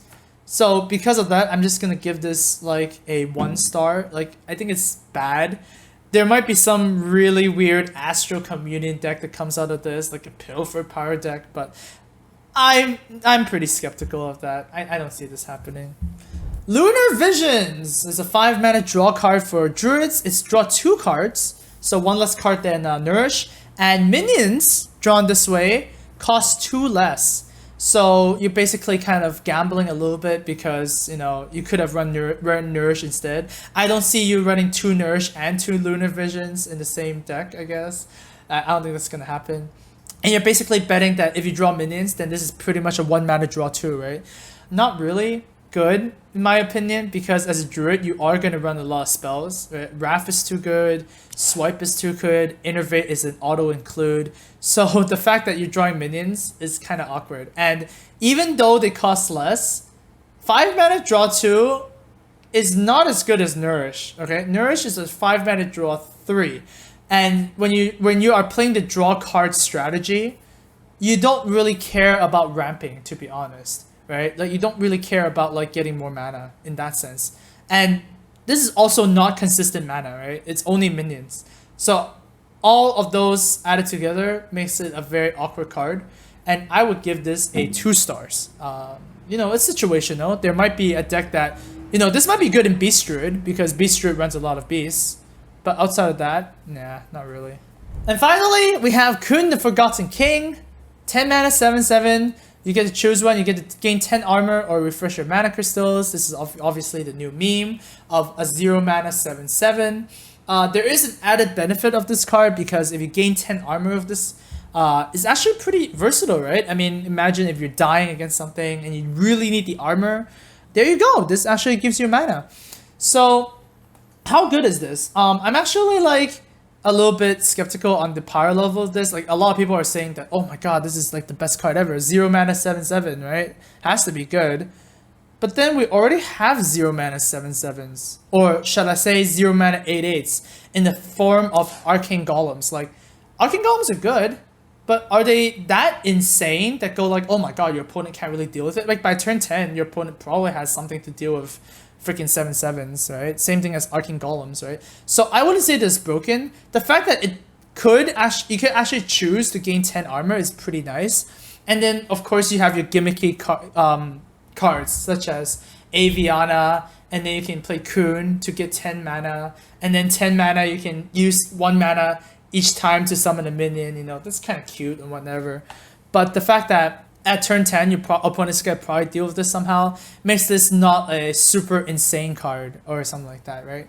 So I would say that this is like a 3-star legendary. You know, it's good. It's not bad at any means, but I don't think it's insane as people are, you know, writing out to be. It's kind of like an Arcane Golem, right? You're just playing a 3rd copy of Arcane Golem. Alright, and those are your Druid cards. Basically, very interesting cards, aside from the Jade Golem cards, which are very overpowered. I feel like that Druid Jade Golem deck is definitely going to be an archetype, and it's going to be... at least I hope it's not going to be that good, because Jade Golem decks don't require too much brain power. Just play your cards, you just play your Jade Golems, and you'll be happy with your stuff. So, yeah, I don't know. It's going to be a little bit scary. Oh, Arcane Giant. Arcane Giant is what I meant. Oh my god. Arcane Giant is what I meant. Whoops. Thanks, chat. By the way, guys, my rating for stars is just like more of like a reference point. It's much better to listen to like my analysis rather than just, you know, thinking about the star rating generally, I guess. So yeah. Alright, onwards to Rogue, which is also a Jade Lotus faction, and oh man, I feel a little bit bad for Rogue, but let's go ahead and look at some of these Rogue cards first and see what we have in store, right? So the first card, it's very good. It's Jade Shuriken, right? You get to be a ninja, you get to deal 2 damage for 2 mana, and if you get to combo this, it summons a Jade Golem. Like, just by looking at this, it's really, really powerful, right? The card that comes to mind that can that really reminds you of this Jade Shuriken is SI7, right? SI7 is 3 mana, combo deals 2 damage. This is kind of like the same thing, right? It's deal 2 damage, combo summon a dude. Very, very powerful card. And because we know that Jade Golems get much better the more you have it, this is really strong card. Like, I would give this 4 stars. Like, super powerful card for its mana cost. And it's also very flexible because it is a 2 mana summon a Jade Golem, right? Super powerful. And it would be really good if rogues have access to a lot more Jade Golem summoning mechanics. So, let's go on. Let's just go on first. Wow, Jade Swarmer, super good card as well. 2 mana 1/1 stealth means that, you know, it probably can get some value out of that. And it has also a Death Rattle that summons a Jade Golem. Super Harvest Golem, this is like really, really good card. 2 mana 1/1 that when it dies could be like a 2 mana 1/1 that summons a 1/1, which is completely fine. Like, it's a little bit below the power level. But what if it's a 2 mana 1/1 summon an 8/8? Like, that is really insane. And also, this is a stealth Death Rattle, which means that since your opponent can't interact with it, you can actually use stuff like Unearthed Raptor, copy the Death Rattle, and summon more Jade Golems. This also comes back when you have N'Zoth, and then you have more Death Rattles. This also is also a target for the Journey Below, so you can also discover a Jade Golem, you know? So a lot of interesting things that can happen with this little 2 mana 1/1. And it's just random stealth. So, you know, this actually helps because your opponent can't actually interact with it. So, good card. I give this a 4 stars. 0 stars. Shadow Rager. The meme continues. Counterfeit Coin is it's a 0 mana rogue card that you can actually include coins in your deck right now. You know, it's interesting because, you know, you actually give a 0 mana card for Miracle Rogues to potentially be better. So this is a little bit scary. Now, if you think about it, like, what is the weakness of Miracle Rogue? One of the weaknesses of Miracle Rogue is that you're playing Solitaire, and sometimes you suck at Solitaire, right? Sometimes you just lose yourself. We see this a lot happen in tournaments where a rogue is actually stuck with, you know, preparation and like eviscerates and saps and everything, and there's no Gadgetzan Auctioneer, and there's no minions, no Adrix and whatnot. If you put 2 counterfeit coins in your Miracle Rogues, you increase the likelihood of drawing a dead hand. So, you know, the Miracle Rogue player, I'm not a rogue player, right? So I'm not really sure how you would build a deck, but this is one of the things that you have to worry about where, you know, you're playing too many deck cards. And the fact that you're relying on Gadgetzan Auctioneer that much is going to be a little scary. However, this is a good card, right? Obviously. Obviously, it's the best in Rogue because you are running Gadgetzan Auctioneer and you are running Edwin Van Cleef, right? And, you know, probably playing some questing adventures if you are a rogue that does that. Makes this really good. And obviously, it's a strictly worse innervate, but being in Rogue, it can do some pretty broken stuff. So I would rate this like 3 stars. I think it's good, but I don't think it's like an auto include. Like, I think Fan of Knives is probably just a better card. If both Fan of Knives and Counterfeit Coin was released separately, like both in this in this set, I would say Fan of Knives is better because Fan of Knives, at least you can play it without anything and still get to cycle a card, right? This could actually make a lot of dead hands happen. Gadgetzan Virmen. Alright, so you look at Shadow Rager and go like, wow, that's a really bad rogue card. Maybe, you know, that's because we have some insane rogue cards that we need to make room for. Nope, we have a 2 mana 2/3 combo. Return a friendly minion. Friendly minion to your hand. So it's a UFO Brewmaster that you can decide whether to activate it or not since it's a combo. So it's better than UFO Brewmaster, but at the same time, it's like 2 mana 2/3. It's like, what the heck are you doing? Are there, like, no. No. Alright, let's just give this a 0 stars and move on with our lives. Shadow Sensei, 4 mana 4/4. Battlecry, give a stealthed minion. +2/+2. So as you can see, Blizzard is trying to push the stealth theme of rogues more. Unfortunately, once again, this is a 4 mana 4/4. If you don't activate it, which is pretty bad body, and if you do activate it, then you know, okay. So it's a 4 mana 4/4. You're playing like Tempo Rogue now, and you know the best target for this is most likely the Rogue Legendary. So I'm not really too sold by this card being good. And there are just much better 4 mana options out there. Like Tomb Pillager compared to Shadow Sensei is just not even close, right? Like the power level is not even close. And I don't want to buff my minions when I'm playing Rogue, right? By +2/+2 only? Nah, that's not gonna happen. So I would just give this a 1 star. It's a pretty bad card. Lotus Assassin as a 5 mana 5/5 stealth. So Stranglethorn Tiger plus whenever this attacks and kills a minion, it regains stealth. So it's kind of like a Stranglethorn Tiger that can, you know, re-stealth itself and be a Stranglethorn Tiger again. But then my question is, why do you want to kill minions as a rogue, right? Minions go face and spells remove minions. That's usually how rogues game plan work, right?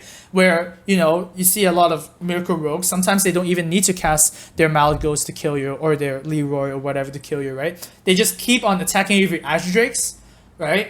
And then they keep on sapping your minions and shadow striking your minions and whatnot. Like, why the heck do you want to trade minions? And if this effect was so good, right? If a 5 mana 5/5 stealth was so good, why are rogues not playing Stranglethorn Tiger right now, right? So the plus side effect of being a better Stranglethorn Tiger is not even there because Stranglethorn Tiger is already a bad card in Rogue to begin with. So no, I don't think the text is relevant. I think this is just another Stranglethorn Tiger. And I think this is just like a 1 star in constructed. Like, probably not gonna see play. Lucky Do Buccaneer is a 6 mana 5/5 pirate. Battlecry if your weapon has at least 3 attack. Gain +4/+4. Pirate Rogue was not even a thing to begin with. And this is not going to help it either because it's a 6 mana 9/9 pirate. Pirates need to be cheap. Pirates need to be fast.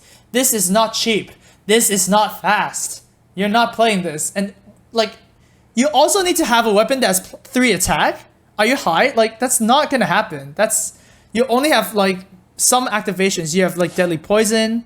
You have the Self-See Pirate with the that buffs your weapon when it dies, and you also have Assassin's Blade. Like, no, you don't want to do that. That seems terrible. No. This is not gonna make Pirate Rogues. This is probably like a 0 star.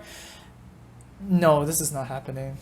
And finally, we have Shaku the Collector. It's a 3 mana 2/3 Sha, which is awesome. He's a little Shawling. Stealth. Whenever this attacks, add a random card to your opponent's. Add a random card to your hand from your opponent's class. So basically, every time you attack, you get the Huckster effect, right? 3 mana 2/3 Stealth. Like, that's not really that good. But you kind of guarantee the card because it attacks. And then whenever this stays on the battlefield, you know, and your opponent doesn't remove it, then you get to draw a card again. So it's kind of like a recursive swashbuckler on a minion that's not really reliable at the same time. Like, it's a 2/3. Like, everything dies, everything kills a 2/3. The fact that it does have stealth makes it a little bit better because you always get the first card back, right? But then we also have to ask ourselves, why do we need to play a 3 mana 2/3 that draws a card, right? Like, if Burgle Rogue was so good, why is Burgle not being played? Why is Huckster being cut from Rogues right now? Like, being a 3 mana draw card is really expensive. Swashbuckler actually makes some Rogue decks right now just because it's a 1 mana draw card. A 3 mana draw card is not really worth playing a 2/3 body. So I would say this is not too good. I would say this is very situational, which means that it's 2 stars because 2-star cards are situational cards. I don't really want to play with random cards. If I want to play Rogue, I want to be very consistent in miracling and killing my opponent rather than just getting random cards. So as you can see, the first 2 Jade Golem cards for Rogues were really exciting. But then you have a lot of filler cards. So Rogues pretty much got shafted this expansion. And if there's any rogue that's gonna be good that comes out from this set, would be the Jade Golem set, because the Jade Shuriken and the Jade Swarmers are really good Jade Golem cards, but they only also have 2 activators from the class, and that's really the only archetype. I don't think Tempo Rogue is gonna be a thing. I think Miracle Rogue is still gonna exist because of the Counterfeit Coin, but other than that, you know, rogues didn't get too many cards, I guess. Next, we got Shamans. Shamans is the final Jade Lotus class, and they got some very cool cards this time around too. Let's start with Call in the Finishers. 4 mana, summon 4 1/1 Murlocs. So probably not the best example to say that Shamans are getting good cards. So very similar to the Paladin card, which is, you know, summon the 5/1/1s. And that is not really played. Stand Against Darkness is not really a good card, and that probably means that Call in the Finishers is not really a good card. There is a little bit of an interesting mechanic with Everything is Awesome, the 7 mana Murloc card that gives everything +2/+2. So you can, you know, if technically play Call in the Finishers and then play Everything is Awesome, and they have 4 3/3s at turn 7. But like, you know, you're trying to be too cute, right? It's just like not good. And 4 1/1s is just not gonna work in a meta full of, you know, Ravaging Ghoul, Fan of Knives, Flame Wakers, Swipe. I can go on, like, this is not what you want. So probably just 0 stars. You're not gonna play this card in a constructed at all. Oh boy. Jade Lightning. For 4 mana, you get to deal 4 damage as a shaman. You also get to summon a Jade Golem. Are you joking me? This card is very, very good. Why is that? Because it's a 4 mana minion that deals 4 damage, right? Like, why is... like, it's the same thing as why is Firelance Portal good? Why is Fire Elemental good? You know? These are all the same stuff where you effectively 2-for-1 your opponent. Because you kill their opponent, you kill your opponent's minion, and you summon something. The fact that this can also go face is very relevant, right? 4 mana deal 4 damage to the face. It's like very close to a Fireball in a sense. Fireball is obviously like really, really strong. 4 mana deal 6. Like a 4 mana deal 5 damage spell is really good. And this is just like 1 mana off. And you're also playing this spell in a class that has Spell Power Totem. So there is a lot of chances that this can just be 4 mana deal 5. And you're running Thalnos, and you're running Azdrake, and this summons a Jade Golem. Like, wow. This is like really, really high on the power level. And this doesn't even have Overload, right? I would expect that this card has Overload, but no, it's just 4 mana deal 4, summon a dude. Very strong card. I would say this is 5 stars immediately, because if you're running Jade Golem decks, you're obviously going to include this card. And this is 4 mana deal 4 damage. This could be a 4 mana deal 1 damage, and it will still be played in Jade Golem decks. Because, once again, if you play Jade Golem decks, you don't care what it is. As long as it summons a Jade Golem, it's good. Why does it deal 4 damage? 4 is insane. It kills Azdrakes, it kills Tomb Pillagers, it kills Flame Wakers. Like, 4 is so good. And Spell Power. Yeah, this card is insane. Alright, this is a more toned down version of a Jade Golem card, okay? It's a 7 mana 5/5, which is pretty bad. And Battlecry summon a taunted Jade Golem. So this rate is kind of what I expect more from Jade Golem cards, because this is reasonable, okay? Like, a 7 mana 5/5 is bad. And then you summon a Jade Golem, which makes it somewhat better, right? So this is more reasonable. So it's not that strong, and you're still going to play this in Jade Golem decks, because a 7 mana 5/5 that summons a 5/5 taunt is pretty reasonable, and also busts your Jade Golem decks. Probably the weakest Jade Golem summon cards out of all of them, because it's very expensive.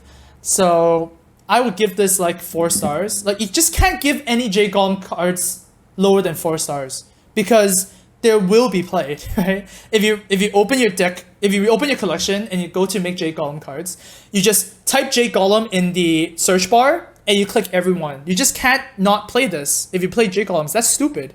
Because if you don't play this, you make your Aya Blackpaw much worse. You make your Jade Lightning much worse. It doesn't make sense. So it's 4 stars. You're gonna play this and you're gonna see this being played. And finally, we have a third summon a Jade Golem Shaman card. This one is Jade Claws. 2 mana 2/2, very similar to Stormforged Axe. Battle Cry, summon a Jade Golem and overload 1. So once again, so similar to SI7, where, you know, for 2 mana, you get to deal 2 damage with your face, and you get to summon a Jade Golem, and you also have a 2 damage weapon for next turn. Yeah, basically that's what it is, right? It overloads 1, so it's effectively a 3 mana 2/2 that summons a Jade Golem. But that is completely fine. Like, that is just like, once again, on the insane level of cards. Like, it just baffles my mind that this is so good. It can be a 2 mana 1/2 weapon and it will still be played. You get what I mean? Like, when you evaluate cards, think of like trying to nerf the card and see if you still play it. Like, if this was a 2 mana 1/2 weapon, I would still play it in a Jade Golem deck because it's just that good. So, in a sense, this would be a 5-star card because, once again, this is such a parasitic, it's such a parasitic mechanic where parasitic is basically means that it gets better in its own shell. The more you play it, the better it gets. So just play it and be happy. Alright, onwards to Jinyu Water Speaker, 4 mana 3/6, overload 1. Battle Cry restores 6 health. So you can restore 6 health to anywhere you want. You can even restore to your face. This card makes the Darkshire Alchemist from Priest looks like a wimp, right? You know, the Darkshire Alchemist is a 5 mana 4/5 Priest card that restores 5 health, right? This is like much better, alright? Like, 4 mana 3/6 restores 6 health, it's much better. I wish this was a Priest card. This would be a very strong Priest card. This being in a Shaman deck, it's a little bit weird because, you know, you might not want to, you know, heal at the same time because you just want to smork it. We do see some Shaman decks right now in the Karazhan meta running healing waves, which is interesting, right? Because, like, healing in such a mid-range Shaman deck can actually mess up your opponent quite a bit. So I wouldn't count this out too much. And the rate is actually very nice. Like, a 4 mana 3/6 restore 6 health is very, very nice. But the fact that it doesn't really belong in like a Shaman archetype of, you know, mid-range, you know, destroy your face, play good minions and whatnot, it doesn't really belong too much. It does have some utility. So I'll give this a 3 stars. Like, it's reasonable, it's good, and it's going to be teched in if you see a lot of hunters. You know, if face hunters are everything, if Pirate Warrior is ever a thing, then this will see play. But, you know, if those decks don't exist, then there are better options for this mana cost. Devolve is a 2 mana Shaman card, very cute. Transform all enemy minions into random ones that cost 1 less. So you're effectively mass dispelling your opponent's board for 2 mana. Makes you think how bad Mass Dispel is in Priest, right? Because for a low cost of 2 mana, you can just silence all your opponent's minions, right? Your opponent's Sylvanas, you can devolve it into something, and effectively, a 5 mana 5/5 is silencing it, right? Mass Dispel is not played. And in a sense, Devolve is not going to be played as well. Sure, you know, it counters a lot of things, such as N'Zoth, not even N'Zoth, just N'Zoth decks in general, because they lose their Death Rattle card. You can also use this to basically do it kind of like a board clear kind of thing. Because effectively, if you devolve your opponent's board, you're effectively giving all your opponent's minion -1/-1. Kinda. Not reliably -1/-1, right? But then at that point, wouldn't you want to play Maelstrom Portal instead? Like, wouldn't you want to play Lightning Storm instead? How many AoE cards are you going to run in Shaman, right? If you run Devolve, you're probably running Maelstrom Portal and Lightning Storm as well, because those are better Devolve. So, like, just the sheer amount of AoE cards is just, like, not... It's just too many, right? So I would say Devolve is pretty meh. I would give this a 2 stars. Because if you add up the inconsistency and you add up the, you know, fringe utility, and you also... It's just like sometimes it just doesn't even work, right? You sometimes turn a 5 like a 5 mana 5/5 into a 4 mana 7/7. Like, that could happen. So nah, it's actually not good. Nah, I'm sure gonna make this a 1 star. I just don't see this being played. Not even 2 stars. It's not even a situational card when if it's just a bad card, right? Like, you don't even want to play this against a N'Zoth deck. Like, you just want to play something else. Just, you know, maybe just a damage card instead, or even a minion. So no, this is just bad. 1 star. I'm so close to giving this a 0 star as well, but nah. I'll give this a 1 star. It can be teched in if the meta is full of N'Zoth decks. Finders Keepers is a Shaman Discover card. So once again, we're adding in the, the cycle of these cards.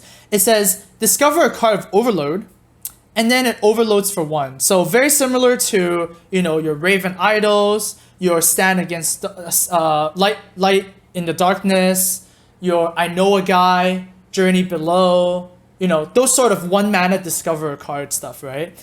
However, this does have a little bit of twist to it. It has Overload 1. So you would think that this is a 1 mana draw card, which is really good. I keep on saying 1 mana draws the cards. 1 mana draw cards are super, super strong in Hearthstone, right? This is a 2 mana draw card. Now, you can't just leave it at that because you have to look at all the Overload cards, right? Like all the Overload cards, they usually deal damage as in like Lightning Bolt, Lava Burst, Doom Hammer, and stuff like that. Or they're big minions, such as your Fireguard Destroyers, your 4 mana 7/7s, your Totem Golems, stuff like that, right? The subset of Overload cards are actually pretty reasonable. Like, they're actually not bad. There are some pretty bad ones though, like Forked Lightning. Like, you wouldn't want to play Forked Lightning in Constructed because it's way too slow. And, sometimes if you're playing Mirror Shaman, like, why do you need Elemental Destruction in the first place or whatnot? But the main deck I can see this card being in is Face Shaman, right? Face Shaman has been a little bit not popular because Mid-Range Shaman is just too insane, right? But if Face Shaman ever comes back, this is your 3rd Lightning Bolt, your 4th Lava Burst, and stuff like that. And wouldn't it be cool to actually, discover another Doom Hammer for this? Like this could be interesting in the Burn Shaman. But the fact that you are paying 2 mana for this card, I guess, makes it a little awkward.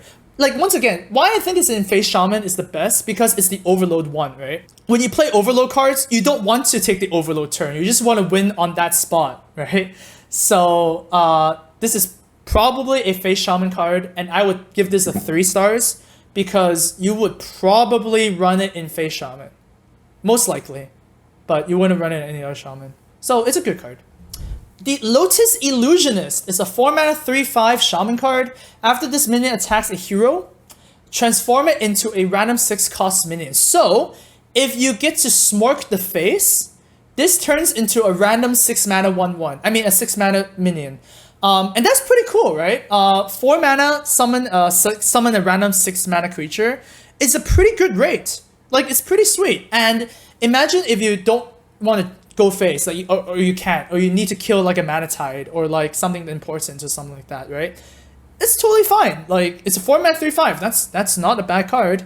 Like, it's a little bit understated, it's fine. But the upside of this card, I think, is high enough that you want to play this, right? Like 6 mana cards are like Boulder Fist Ogres. Why wouldn't you want to play a 4 mana 6/7, right? With no overload, right? It's actually pretty good. So I would rate this guy kind of like, I want to be very optimistic with this card because 4 mana summon a random 6 cost minion is pretty damn sweet. So I would give this 4 stars just because I believe in this. I really believe in cheating the curve, right? One of the biggest things in Hearthstone that, breaks the game is if you cheat the curve. That's why 4 mana 7/7 is a good card. That's why Innervate is a good card, right? That's why Thing from Below is really, really good. You cheat the curve. And Sorcerer's Apprentice. If you get to hit the face of this, you get a 6-drop. And that's really, really good. So I believe in this card. I would give this 4 stars. Oh, baby. And finally, we have White Eyes Blue Dragon. 5 mana 5/5 taunt. Death Rattle. So when it dies, you shuffle the Storm Guardian into your deck. And the Storm Guardian is a 5 mana 10/10 taunt. And this basically, you basically add this in your deck, yeah? So 5 mana 5/5 taunt is fine, right? I mean, it's not spectacular or anything. It's not like, oh my god, this card is insane. But the fact that it summons a 5 mana 10/10 into your deck, and the 5 mana 10/10 taunt can be played for 5 mana, is very relevant. The best comparison this card has to a card that exists right now would be Elise, right? Elise is a 4 mana 3/5 that shuffles a map. You have to draw the map, play the map, shuffle the monkey, and then play the monkey. Like, it's really annoying, right? for like 2 recursions. White Eyes only has one kind of cycle, so you play this and you get a 5 mana 10/10 taunt, and that is pretty good. I feel like it's actually pretty good. If this card doesn't have taunt, I think it's really bad. But the fact that this has taunt is very relevant because it protects your mana tides, it protects your flame tongues, and the 5 mana 10/10 that comes down is pretty damn good. I wouldn't say this is like an insane card anyway, because at the end of the day, you're still playing a 5 mana 5/5. Like, it's nothing spectacular, right? It's like a good card, like it's fine. 5 mana 5/5 taunt. Like, you wouldn't just play a 5 mana 5/5 taunt in your deck, right? But the fact that you get a 5 mana 10/10 taunt is pretty tempting to make this a good card. So, and since you're running mana tides as well, you're probably gonna run through your deck pretty fast. So I would give this 4 stars. I don't think it's 5-star material, but I don't think it's 3-star material either. So I would say that this is pretty good for Mirroring Shaman, and you know, it's good. So at the end of the day, Shaman's got some very sick cards. The Jade Golem cards in Shaman looks really sick. And if you still want to play Mirroring Shaman, you can, you know, try and include these Lotus Illusionists and the White Eyes and whatnot. And, you know, maybe that will help. And finally, we have my favorite faction of them all. It's the Cabal. It is the group of Mage, Priest, and Warlock. Basically all the spellcasters. And they're getting a very interesting mechanic. It's called the Reno mechanic, basically, where decks are better if they have Reno decks, right? They can also just play normally because there's a lot of interesting cards around. So let's go ahead and start with the Cabal Courier. It's a 3 mana 2/2 tri-class card that you can play in either of the class. Battle card, discover a Mage, Priest, or Warlock card. Now, why I think this one is the best one of the cycle of all of the draw cards is because Mage, Priest, and Warlock cards are the best cards to discover, okay? Like, if you look at the Mage cards, they're so insane. Super high level, you know, you got your Fireballs and your Flame Strikes and whatnot. Priest is awesome too. You got your Mind Controls, you got your Cabal Shadow Priest. Like, and Warlocks are also, like, really high up there, right? Like, the ceiling for these cards are really, really high. The floor is really low as well, right? You can get Purify, LOL, obviously. You can get Sacrificial Pact, you can get Shatter. You know, it's so bad. But because you're discovering 3 cards, you can just choose the best one. And when you have such wildly big ranges of power level cards, you want them to be triple option, right? So I'm pretty sure that this one is the strongest one. Being a 3 mana 2/2 is a little bit of a setback, because, you know, you don't really want to play a 3 mana 2/2. You much rather play a 2 mana 1/1 and discover a card instead, which is the Grimy Goons one. But I think this is good enough to warrant a card slot in your Reno decks, right? Just the fact that your opponent has to play around kind of every single card, and that the ceiling is so high makes this a good card in my opinion. So I would actually give this a 3 stars. Like, you would play this or strongly consider it when you're building a Reno deck. Cabal Chemist is the other tri-class card that's common. The 4 mana 3/3, you get to add a random potion to your hand.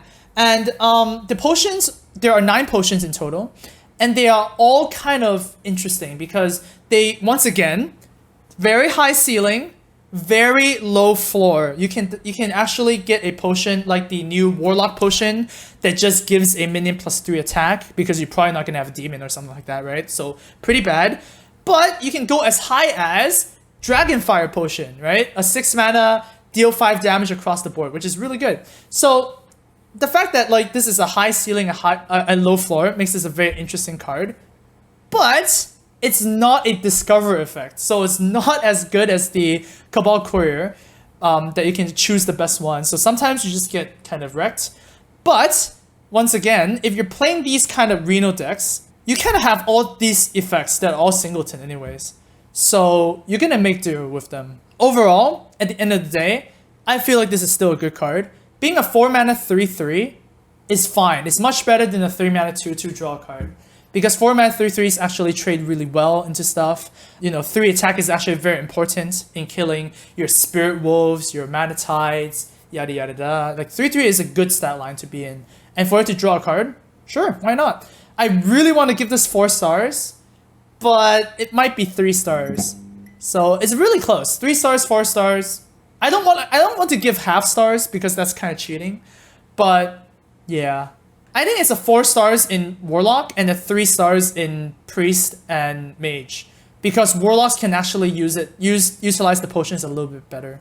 Alright, and finally, Kazakus! Oh my god, 4 mana 3/3. If your deck has no duplicates, create a custom spell. Now, we know the custom spells are pretty nuts, right? Custom spells are basically 1, 5, or 10 mana, and you get to combine 2 effects together to make a potion. For example, you can have a 10 mana potion that literally says, resurrect 3 dead targets that you had, and then, you know, deal 6 damage, or something like that, right? Or deal 8 damage, I don't remember. Or gain 10 armor. Or summon a random demon, or something like that. Like, the effects are so powerful. And the fact that you can actually choose 1, 5, or 10 is also insanely strong. I actually looked at the 1 mana potions. The 1 mana potions are really good. You can actually get a 1 mana resurrect plus deal 2 damage or something, right? Like, that's insane. Kazakus is why you want to actually play a Reno deck. Because you can also, obviously, you can only play this in a Reno deck because it says if your deck has no duplicates. So you can't just jam this in a random Mage, Priest, or Warlock deck. But if you want to play Kazakus, you have to play a Reno deck. So this is one of the rewards that you get for going to that field. So this is easily a 5-star card, right? This is a meta-defining card, and you know, if you're playing a Reno deck, you play this card, boom! Your opponent now needs to be very scared. And I also like this card because if you're good at Hearthstone, this will reward you because you will choose the better option, right? Since you have 1, 5, and 10, and then you have 2 more options, like you have so many choices. And when you have a lot of choices, basically being a better Hearthstone player will reward you more. So yeah. The first Cabal class is the Mage. And we got some very weird Mage cards, I have to say, overall. Starts with Freezing Potion. It's a 0 mana, freeze a random, not freeze a random, but freeze a bunny, okay? Oh, freeze an enemy, I mean. Interesting because it's not freeze an enemy character, it's just freeze an enemy. So you can obviously just target your opponent's face. I like that they actually trimmed off the character. How good is this card? Well, not really, right? I mean, if you compare all the 0 mana cards, like Innervate and Backstab and Preparation, you know, this just doesn't really make the cut. 0 mana freeze something is not really what you want to play, and there is no such thing as a Miracle Mage, right? The most Miracle Mage you can get is Sorcerer's Apprentice with Flame Waker, and then you cast a bunch of spells that deal damage. The problem with this card is that it doesn't deal damage, and when you well, surprise guys, when you run bad cards in your deck just for combo potential, it's gonna be bad, right? You want to run good cards that can also combo as well, right? This does not stand up if it's alone by itself. So I'd say this is a bad card. So I would rate this 0 stars. Just, you would not play this in a deck. You can also get this in the potion, though. You can get this from the potion guide that we reviewed just then, and that is much better, right? If you actually discover this card, or you actually draw this card from a random effect, that actually is good because you can just randomly get some utility there. But since this actually costs a card slot, no, not good. Cabal Lackey is a 1 mana 2/1. Battlecry, the next secret you play this turn costs 0. So it's very interesting in that you're actually making the Mage Secret cheaper. Since all Mage Secrets are 3 mana, when you play Cabal Lackey, you're actually playing a 1 mana secret. Problem, of course, is that you have to play a 1 mana 2/1 and it costs 2 cards. And another problem is that, sure, say you play this on turn 1, right? Turn 1 Cabal Lackey and then Secret. Mage Secrets don't really work that well at turn 1, right? It's like, why would you want to play a Mirror Entity in turn 1? Why would you want to play a Counterspell in turn 1 and Counterspell a coin? You know? A little awkward. So I wouldn't say this card is insane. It does help Secret Mage be actually a thing. We're going to see another card that it's going to help the Secret Mage archetype, but not as insane as people think. I give this a 3 stars because it does require 2 cards. It's not just like, oh, Cabal Lackey is a 1 mana 2/1 that puts a secret into play. No, you actually have to have the card as well. So not as insane as people think. It's still good. So 3 stars. The the tier level for 3 stars is good. That is the tier level, but it's not insane. Alright, next we have a Cryomancer. It's Cryotic's favorite card, obviously. 5 mana 5/5. Battle Cry gains +2/+2 if an enemy is frozen. Wow, this is kind of weird, right? I mean, if you think about it, it's a 5 mana 7/7 if it works, right? How the heck are you gonna make this work? So you have to what? You have to Frostbolt your opponent and then play this. Okay, the dream situation is obviously play War Elemental and then freeze the character and then play this as a 5 mana 7/7, right? But how good is a 5 mana 7/7 anyways? That's not really that good. How often are you actually going to freeze an enemy minion? It's not that good. Or even if freeze an enemy face, like it's just no, it's just too situational, and the upside of this is not high enough. So I don't see this being played at all in Constructed. It's just not. Like, not even, there's no type of mage that wants to play this card. So 0 stars, not good. Potion of Polymorph is a new mage secret. After your opponent plays a minion, transform it into a 1/1 sheep. It's cool because it's a card that actually activates on your opponent's turn. Very strong against Death Rattle cards such as Sylvanas and Cairn, because, you know, if they play N'Zoth, then immediately they lose the creature. And it's also a 3 mana polymorph, so that's really good. Problem is that obviously your opponent can play around it when you play a secret. It's very similar to Mirror Entity, right? Where when you see your opponent play a mage secret, you're gonna play your weakest minions first, and then you're gonna play your strongest minion, because, you know, they both achieve the same thing. You don't get punished at all. I do like it because there is better than Mirror Entity in a sense, right? Where if you play this on an empty board, you effectively negate your opponent's turn. Where if you play Mirror Entity, you need to trade in your Mirror Entity minion with your opponent. Sure, this Potion of Polymorph still doesn't prevent Battlecry, so if your opponent plays Alexstrasza on your face, you still get set to 15, and then they get a 1/1 sheep or whatnot. But the fact that you're actually disrupting your opponent's turn rather than improving your own board's position makes this a little bit better than Mirror Entity. So I would say this is a good secret. I'd say that this you actually it's really awkward. Like, Secret Mage might be a thing, right? And if Secret Mages is a thing, then this is probably a card that you would want to put in. So I would put this at 3 stars. Mage secrets are just very expensive to hard cast, so you need to cheat it out somehow with the new Cabal Lackey or Kirin Tor Mage or something like that. So I say 3 stars. Volcanic Potion, 3 mana, deal 2 damage to all minions. Very similar to Demon Wrath, obviously, but it deals damage to everything, doesn't care what they are. And pretty much, it's a strictly Reno Mage card, right? You're not going to play this Tempo Mage because, you know, Volcanic Potion doesn't deal damage to the face. You want cards that deal damage to the face always. And deal 2 damage is also a little bit iffy if you can't use it properly. So Reno Mage is pretty much the only class that can use this properly, and which is fine. Like, 3 mana deal 2 is nothing spectacular, nothing too good. Demon Wrath is sometimes even cut from Reno Lock, and Demon Wrath is not really played anywhere else. So I would rate this the same as Demon Wrath, just 3 stars. You know, you can put it in, you can cut it, doesn't really matter. Not gonna be, you know, oh my god, it's such a good card, you know, it's just fine.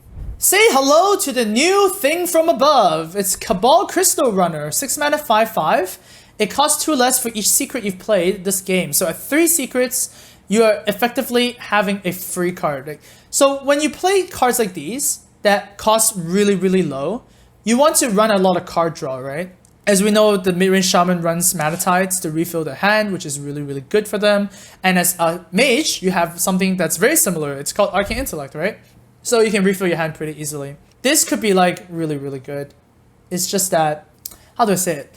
Cards that cheat the mana curve are always going to be good. Like, even if you only play 2 secrets, it's 2 mana 5/5, right? That is insane. At turn 6, if you freaking play if you freaking play something like Sorcerer's Apprentice or even Frostbolt or something, and then play 2 5/5s, it's really, really good.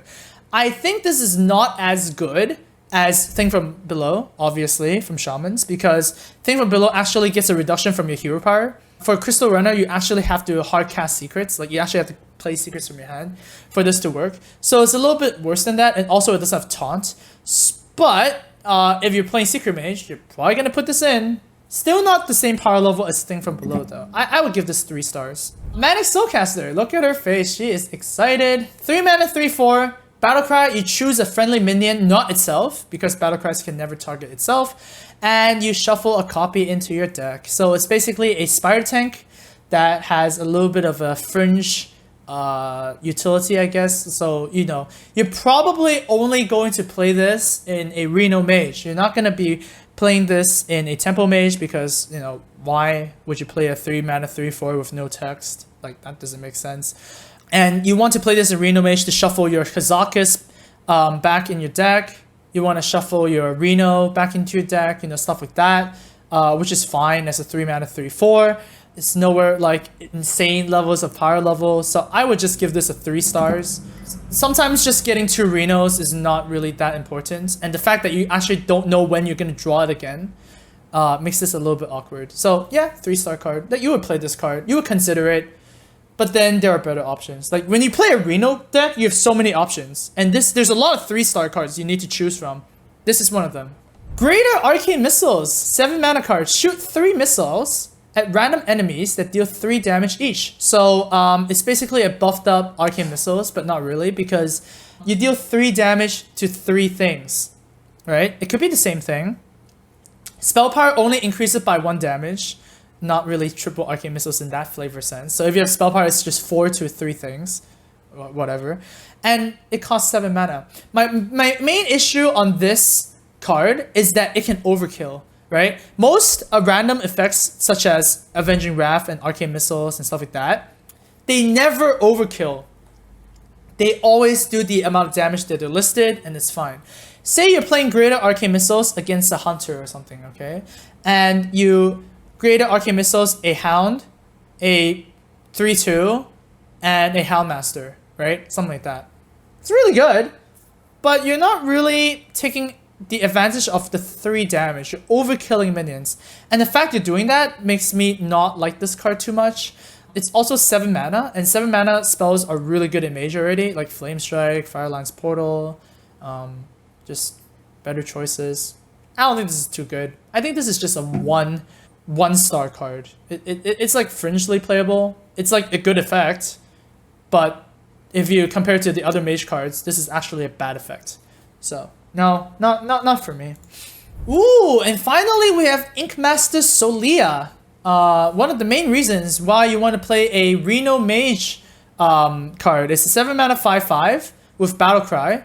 If you're playing a Reno Mage, which you have to, the next spell you cast this turn costs 0. The first card that this reminds me of is Ancient of Lore. Very, very similar to Ancient of Lore, where you cast the 7 mana 5/5, and then you get to do something for free. In this case, Arcane Intellect, right? 7 mana 5/5, cast Arcane Intellect for free. Oh, congratulations. You just got the unnerfed Ancient of Lore, which is really good. Now, that is just the medium case, right? There's a lot of high cases of this, such as Inkmaster Solia into Kabbalah's Tome, into Flame Strike, into Pyroblast, into Fireline's Portal, you know? There's a lot of upside to this, and Arcane Intellect is kind of like the medium kind of reward. Yeah, this is a good card. You're gonna be pretty happy with playing this in the Reno Mage. It not only gives you basically, think of it this way, okay? Think of this as a 0 mana 5/5, and then you're casting another spell with your other 7 mana anyways. And in that case, yes, you kind of want a 0 mana 5/5 in your deck, right? So this is pretty much an auto-include into Reno Mage, basically 5 stars. Unfortunately, there is a disclaimer on this 5 stars though, is that Reno Mage is pretty much a very weak archetype. I don't think Reno Mage is that strong. So in that case, like if you think about it more, like Inkmaster Solia might just be a 4 stars, because for a card to be 5 stars, it needs to be meta defining, right? I don't think Reno Mage is going to be meta defining, so I would leave this at 4 stars. But the effect is 5 stars, so yeah. Basically that's the effect. All right, so overall, Mage cards are pretty, you know, weird in a sense. There's a lot of filler. If Secret Mage is ever going to be a thing, this is the expansion for Secret Mage. But otherwise,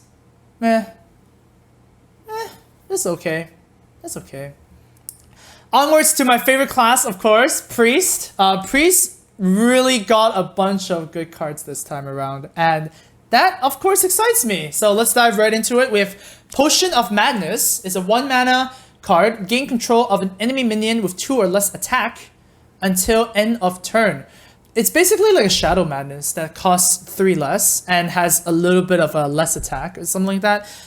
It's a 1 mana, gain control of a 2 attack minion, and obviously the best use of these Shadow Madness cards is that you want to steal your opponent's 2/2 and then kill their opponent's 3/2 of it and get a 2-for-1 for example, and something like that, right? You can also use it as a combo piece. Obviously, you can use Potion of Madness, and then you can, for example, Youthful Brewmaster the minion back to your hand, or you can just you can't recombobulate it anymore. Like, you can do some cute stuff with this, I guess. But this card being at 1 mana, it's like really, really enticing, right? Because not only do you get to, do the effect, you also proc Priest of the Feast.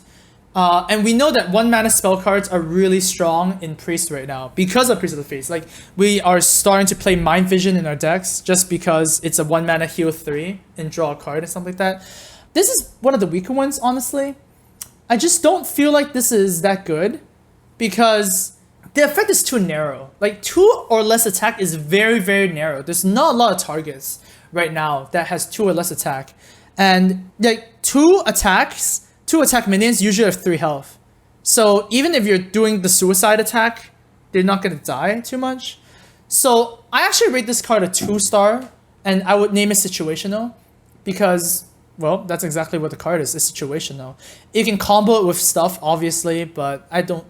Generally, if you're not making a 2-for-1 or a 3-for-2 with combo cards, it's not really worth it. So yeah, I would give this a 2 stars. Oh boy, we have Dark Cultist version 2, called the Cabal Talon Priest. 3 mana, 3/4. Give a friendly minion plus 3 health. Oh my god, is this thing stacked? This is insane! Wait, this is insane. Battle Cry is much better than Death Rattle because you get to put it immediately. And, like, if you have a 2-drop, then this is a 3 mana, 3/7.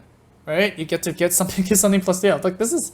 The power level of this card is nuts. And you could also, in worst case situation, play it without a Battle Cry, and it's a 3 mana, 3/4, which is fine. Like, this card is really, really good.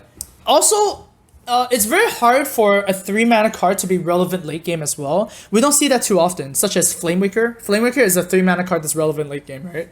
Cabal Talon Priest is a relevant card in the late game because if you have no minions on the board, you can just play a minion and then Cabal Talon Priest that minion immediately. You get what I mean?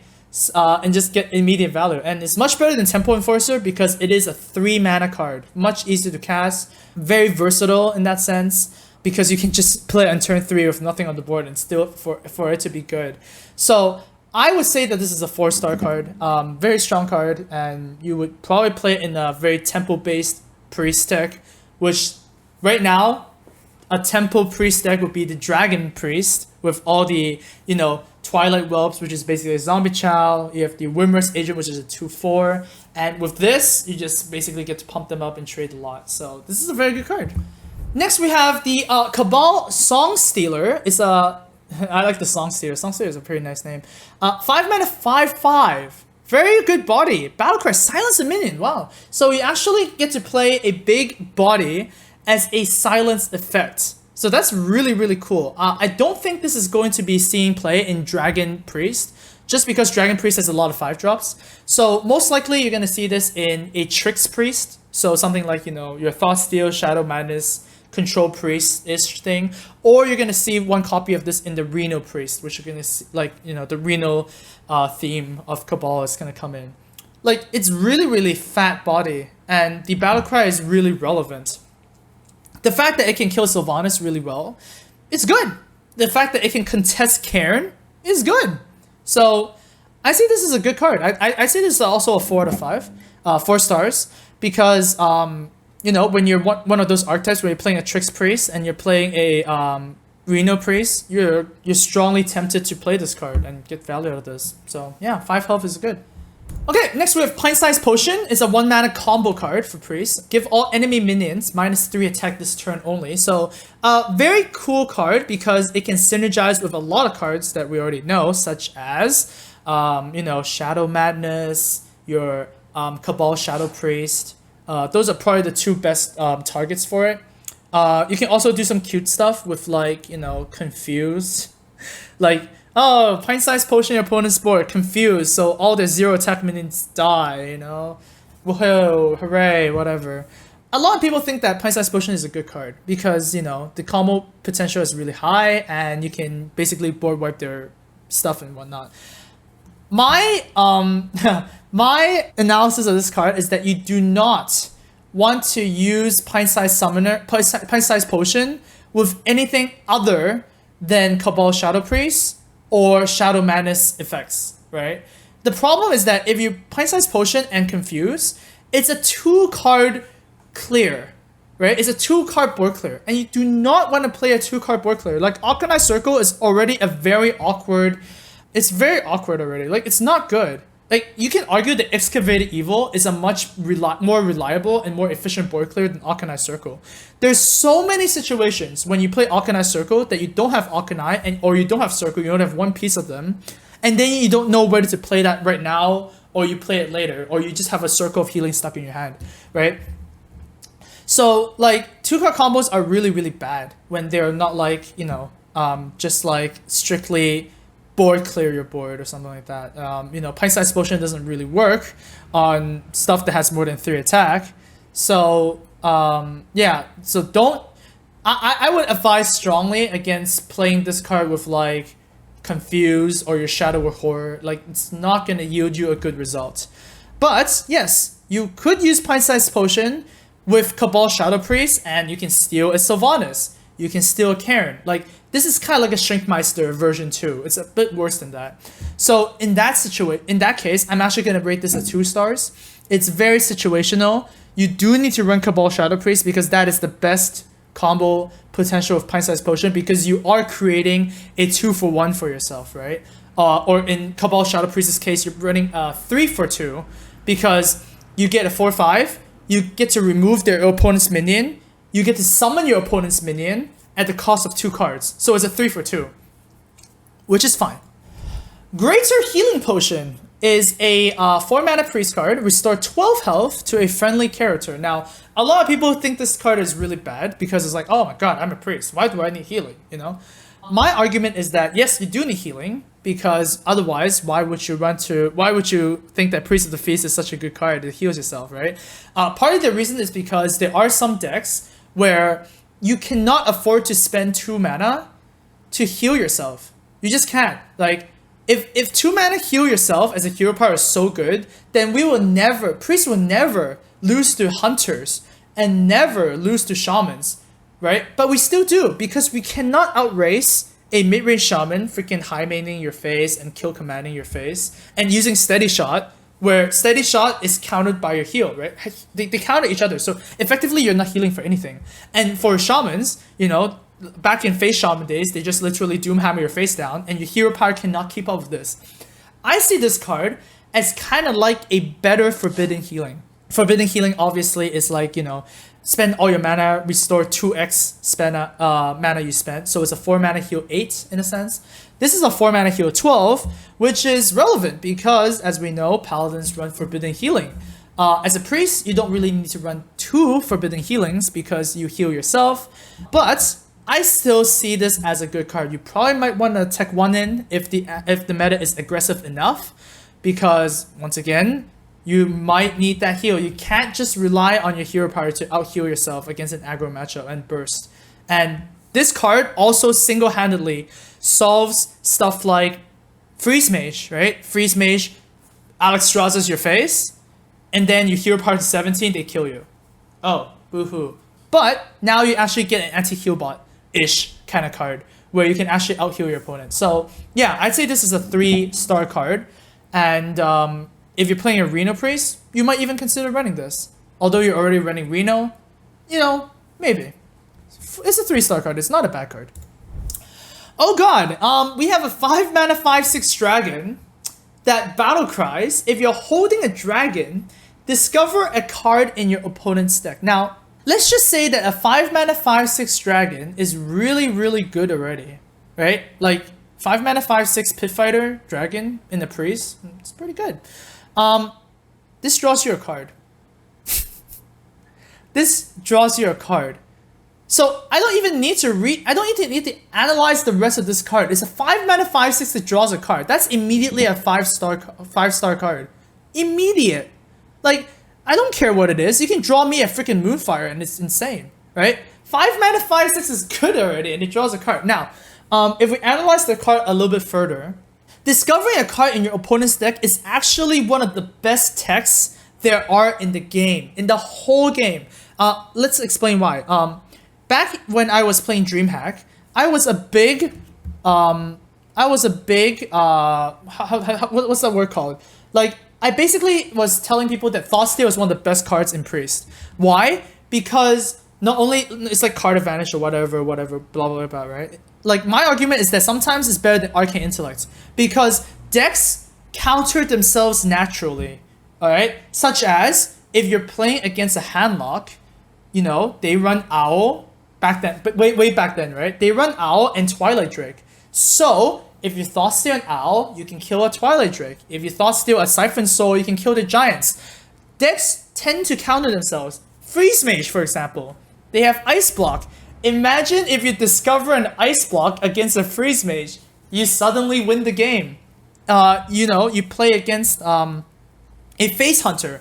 Obviously, they have Burst, right? So if you discover a Burst, you can burst down the minions or even burst down the face. So naturally, discovering a card in your opponent's deck is better than randomly discover a random card. So this text is even better than just discover a priest card or discover a random burgle card or whatever. So in that case, I'm actually gonna put this as the best card in the set. So I'm actually gonna give this 6 stars. Alright? Like, I'm only gonna give one card 6 stars, and this is it. This is my choice of best card in the entire set. Like, oh my god, like, this is insane. This makes Shifting Shade look like a wimp. Alright? Shifting Shade does not even come remotely close to this. It's a 4 mana 4/3 that when it dies, you get a random card in your opponent's deck. Like, no, not even close. So, yeah, this is the best card in the set for me. Alright, let's chill out a bit with Mana Geode. It's a 2 mana 2/3, and whenever this minion is healed, so you can't just target over heal, you have to actually restore health to it, you summon a 2/2. So, a lot of people are going like, wow, this is a very good 2-drop. Priest finally has a very, very nice 2-drop. But if you look at this a little bit more, it's actually a little awkward, because pretend if you don't heal this, right? Just pretend if it trades on the 3/2, it's just a River Crocolisk, which is fine, whatever. 2 mana River Crocolisk, not the most exciting thing. How often do you actually get to heal this minion, right? And if you're healing this minion, you're effectively turning your hero power, right? Usually you're using a hero power to heal, let's be honest, okay? You're effectively turning your hero power into summon a 2/2. Not too good. Like, you would think that hero power summon a 2/2 is really good. My argument is that hero power at all is not good. You just want to play stuff, right? So what's the dream? You play Mana Geode, you attack something like a Secret Keeper, that's probably the best. And turn 3, so it's turn 3, right? You hit your Mana Geode on the Secret Keeper, you heal it, you get a 2/2, and you pass. So effectively what you did at turn 3 is that you made a 2/2. That's not what you want to do. You want to play a 3/4 at turn 3, right? So the effect is kind of cute, but I think once again, it falls into the not too good a 2-drop kind of thing for Priest. I mean, obviously the dream is to power shield this and then just keep on pressing 2/2s. Like, it's good late game. It's a 2 mana card that's really good late game, but playing it on curve is kind of like a little awkward. So I wouldn't say this is insane. I would say this is 3 stars, 3-star card. I think this is good, but the times that this is a River Crocolisk is a little bit too high. Oh my god. What? One second. Priest has good AoE? Is this a dream? Dragonfire Potion, 6 mana, deal 5 damage to all minions except dragons. For Priest. AoE. Reliable. Wow. This is really good. Now, why is this really good? Is because there's also a Warlock Potion that does the same thing. but it deals damage to the face, right? It deals 5 damage to all characters. We're gonna talk about that later. This does not deal damage to your own face, and that is very, very important, because if you're running this card, you're most likely running, you know, kind of like a control or tempo-oriented card that you want to win by value, right? You do not want to deal 5 damage to your own face. Never, never, never. So this is even better than the Warlock counterpart. And this deals 5 damage. This does 5 damage. So effectively, it clears everything that we know that Shaman has right now, except for Thunderblood Phallian, but who cares about that? Like, deal 5 damage is basically effectively a board wipe. And the fact that if you're playing a Dragon Priest, it doesn't touch your minions at all, makes this just a one-sided board wipe. It's just a better Flame Strike at that point, right? It comes 1 turn earlier, it deals 1 more damage. 5 damage is actually very relevant because we know the best creatures in this game has 5 health, such as, you know, Emperor Thorsan, Sylvanas, you know, stuff like that. So very good AoE, definitely a 5-star card.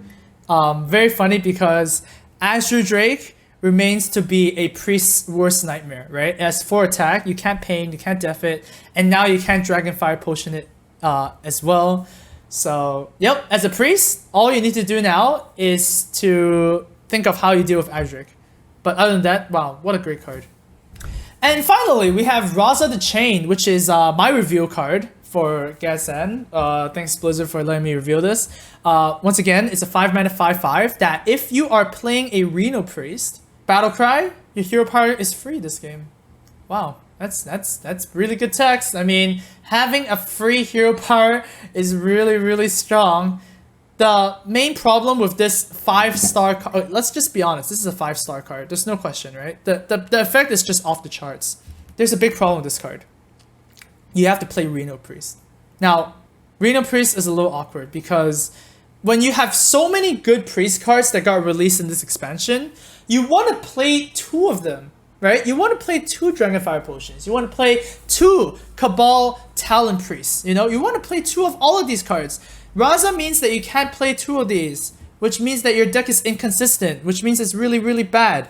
The upside of this card is, yes, you can play Kazakis, which is really powerful. You can play Reno, which is actually relevant. You know, there are a lot of matchups where you actually want the heal.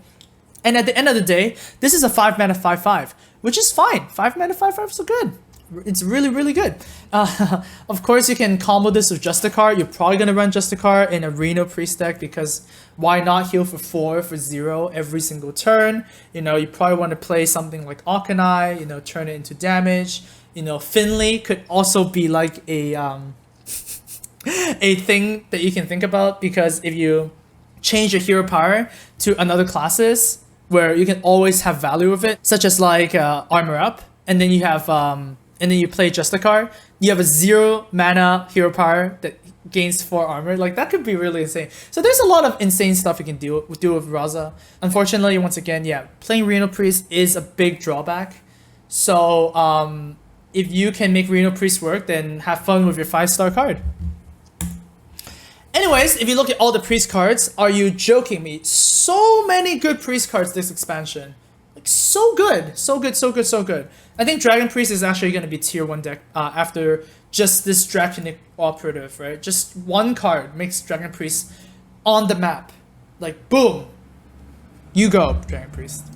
Okay, finally, the last class cards we need to talk about is the Warlock.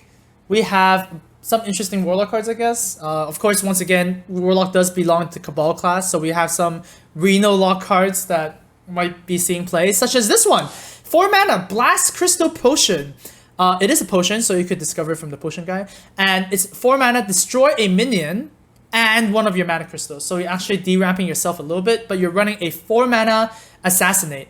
This is actually not too bad. Obviously, you go like, wow, Assassinate is not played, right? Assassinate is a bad card, 5 mana, nobody wants to play that card. But you also need to remember that it is on Rogue.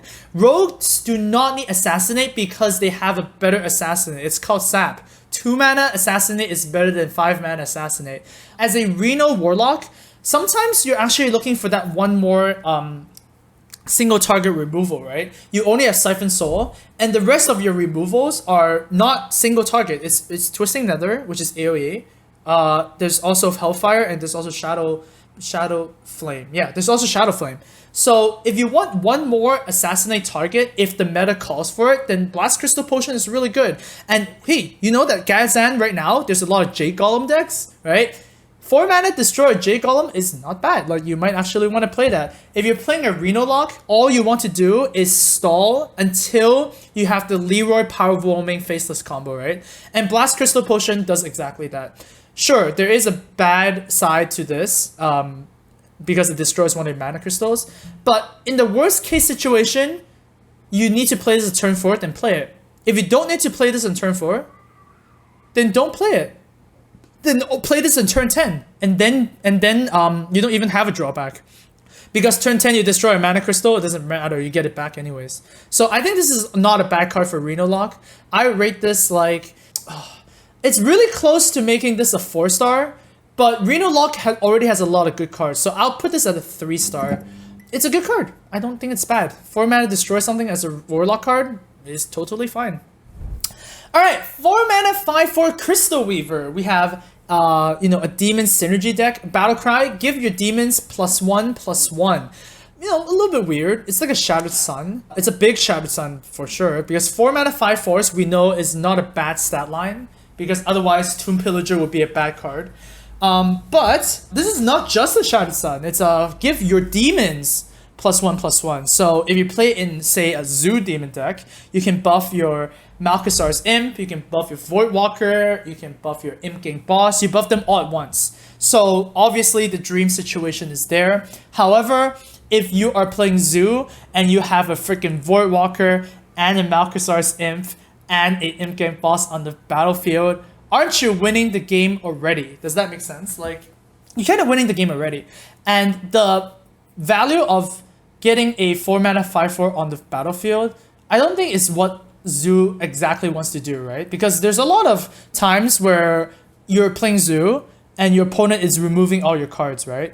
And then you have an empty board. Come turn 4, you have a Crystal Weaver. So you're playing a 4 mana 5/4, like just a naked 4 mana 5/4. It's not exactly what you want to do. So I'd say this is a 2-star. I think this effect is really strong, but it's also very situational in the fact that, yeah, the effect is really good, but then, like, why do you actually need the effect, you know? It's like, meh, not really. So yeah, 2-star for this card. Next we have the Abyssal Enforcer. Wow, this is a big ass Inferno. 7 mana 6/6 demon. Battle Cry, deal 3 damage to all other characters. So it effectively casts Hellfire, and then you play a 6/6 on the battlefield. The stat line on this card is really high, because a 7 mana 6/6 that deals 3 damage to everything is like, it could be an 8 mana card, to be honest, right? Like, if you think about it, if it's an 8 mana 6/6 deal 3 damage to all other characters, like, it's a fine card. So the 7 mana is really, really good. There are a few drawbacks of this card. Is obviously that you can't play this on turn 4. It's not just the Hellfire. So the fact that you have to play this on turn 7 makes it a little bit awkward. And the fact that it hits your own face is also a little awkward. There's a lot of Warlock cards that hit your own face right now. So the more you play, the more you smork your own face, the faster you die. If that makes sense, right? You get what I mean? So you don't want to play too many of these cards, but this is a really good rate, and I think will actually fit in a Reno Lock. The more AoE you run, the better anyways. You want more options. So I would rate this as 3 stars. I wouldn't want to go 4, simply because it is a 7 mana card. And Reno Locks might even cut this, because, you know, the fact that Reno Locks need to have a lot of low-cost cards such that they can weave in life taps and like play a lot of cards if necessary at the same time makes this a little bit more clunky. It is a very strong effect, and I think that Reno Locks will have to choose either this or something else, for example. So a 3-star card that Reno Locks would consider.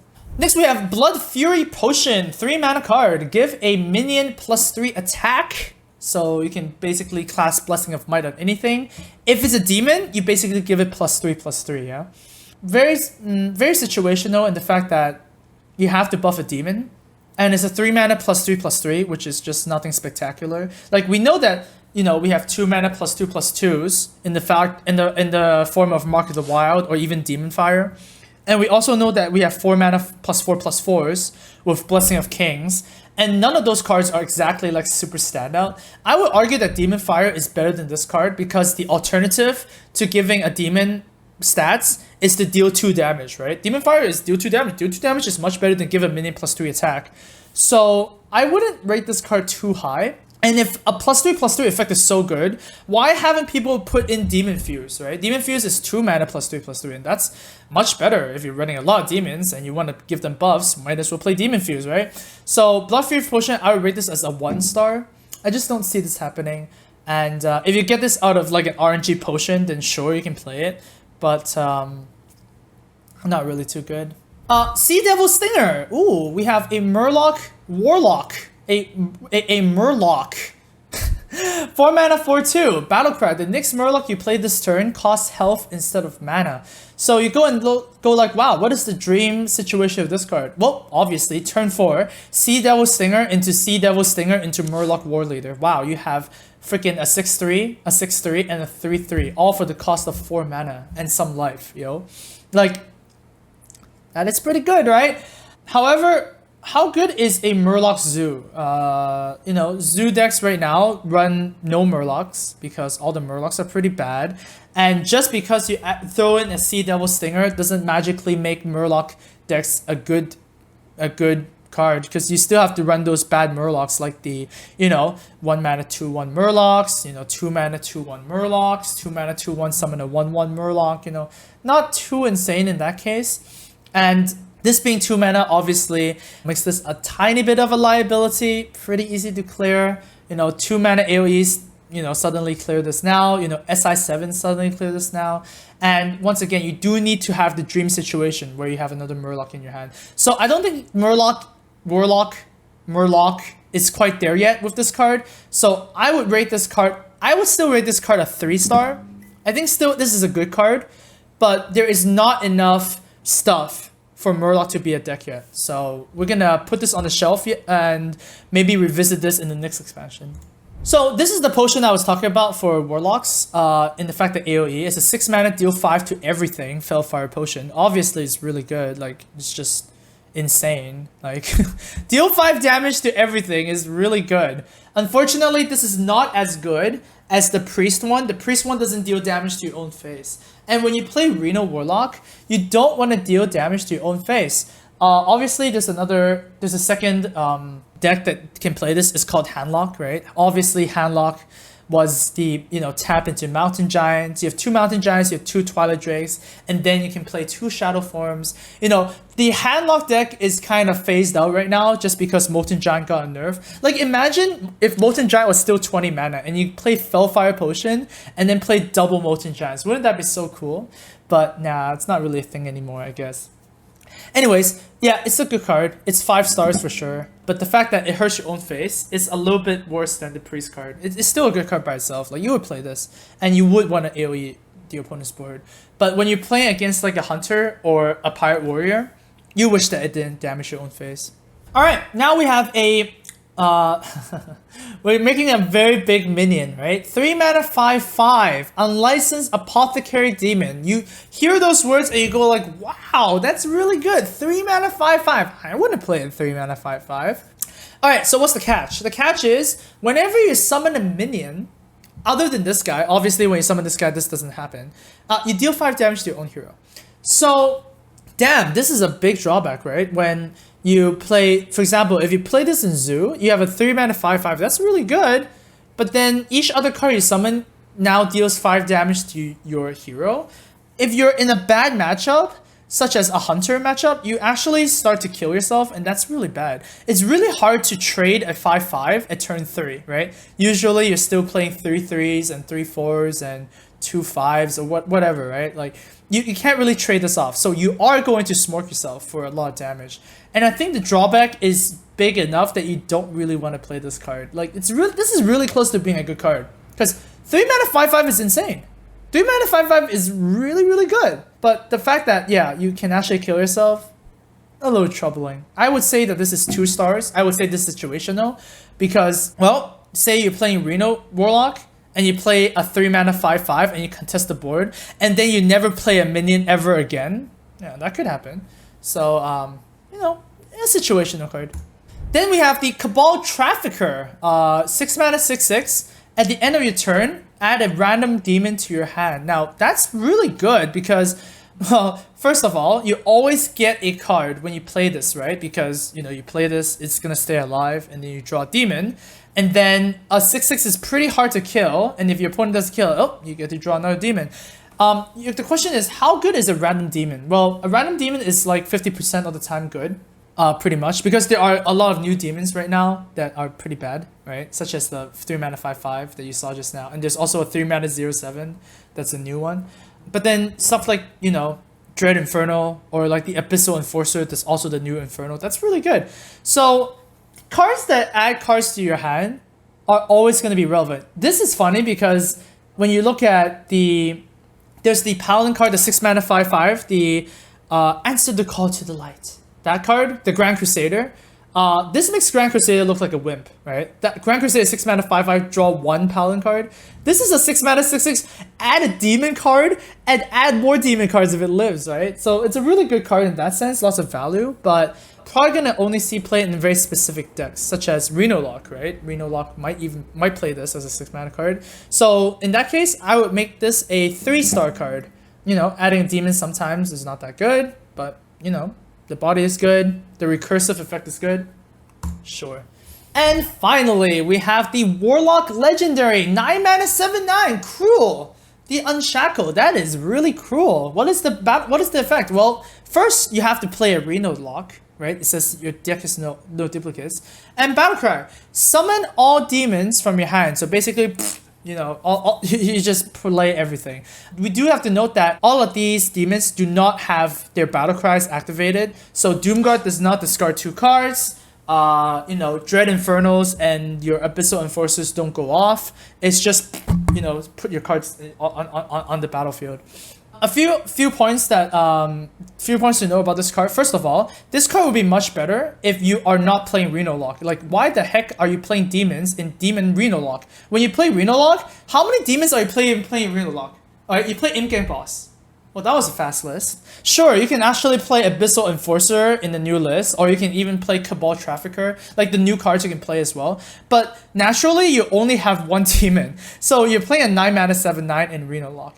Secondly, okay, sure. Say that, oh, I'm gonna play a Reno Lock and I'm gonna include every single demon. I'm gonna put Doomguard, I'm gonna put Dread Inferno, I'm gonna put like freaking like what else? Voidwalker and like Jiraxis or whatever and stuff like that. So you play this card and then you lose your hand. And then your opponent brawls or wipes the board or whatnot and you're left with no hand.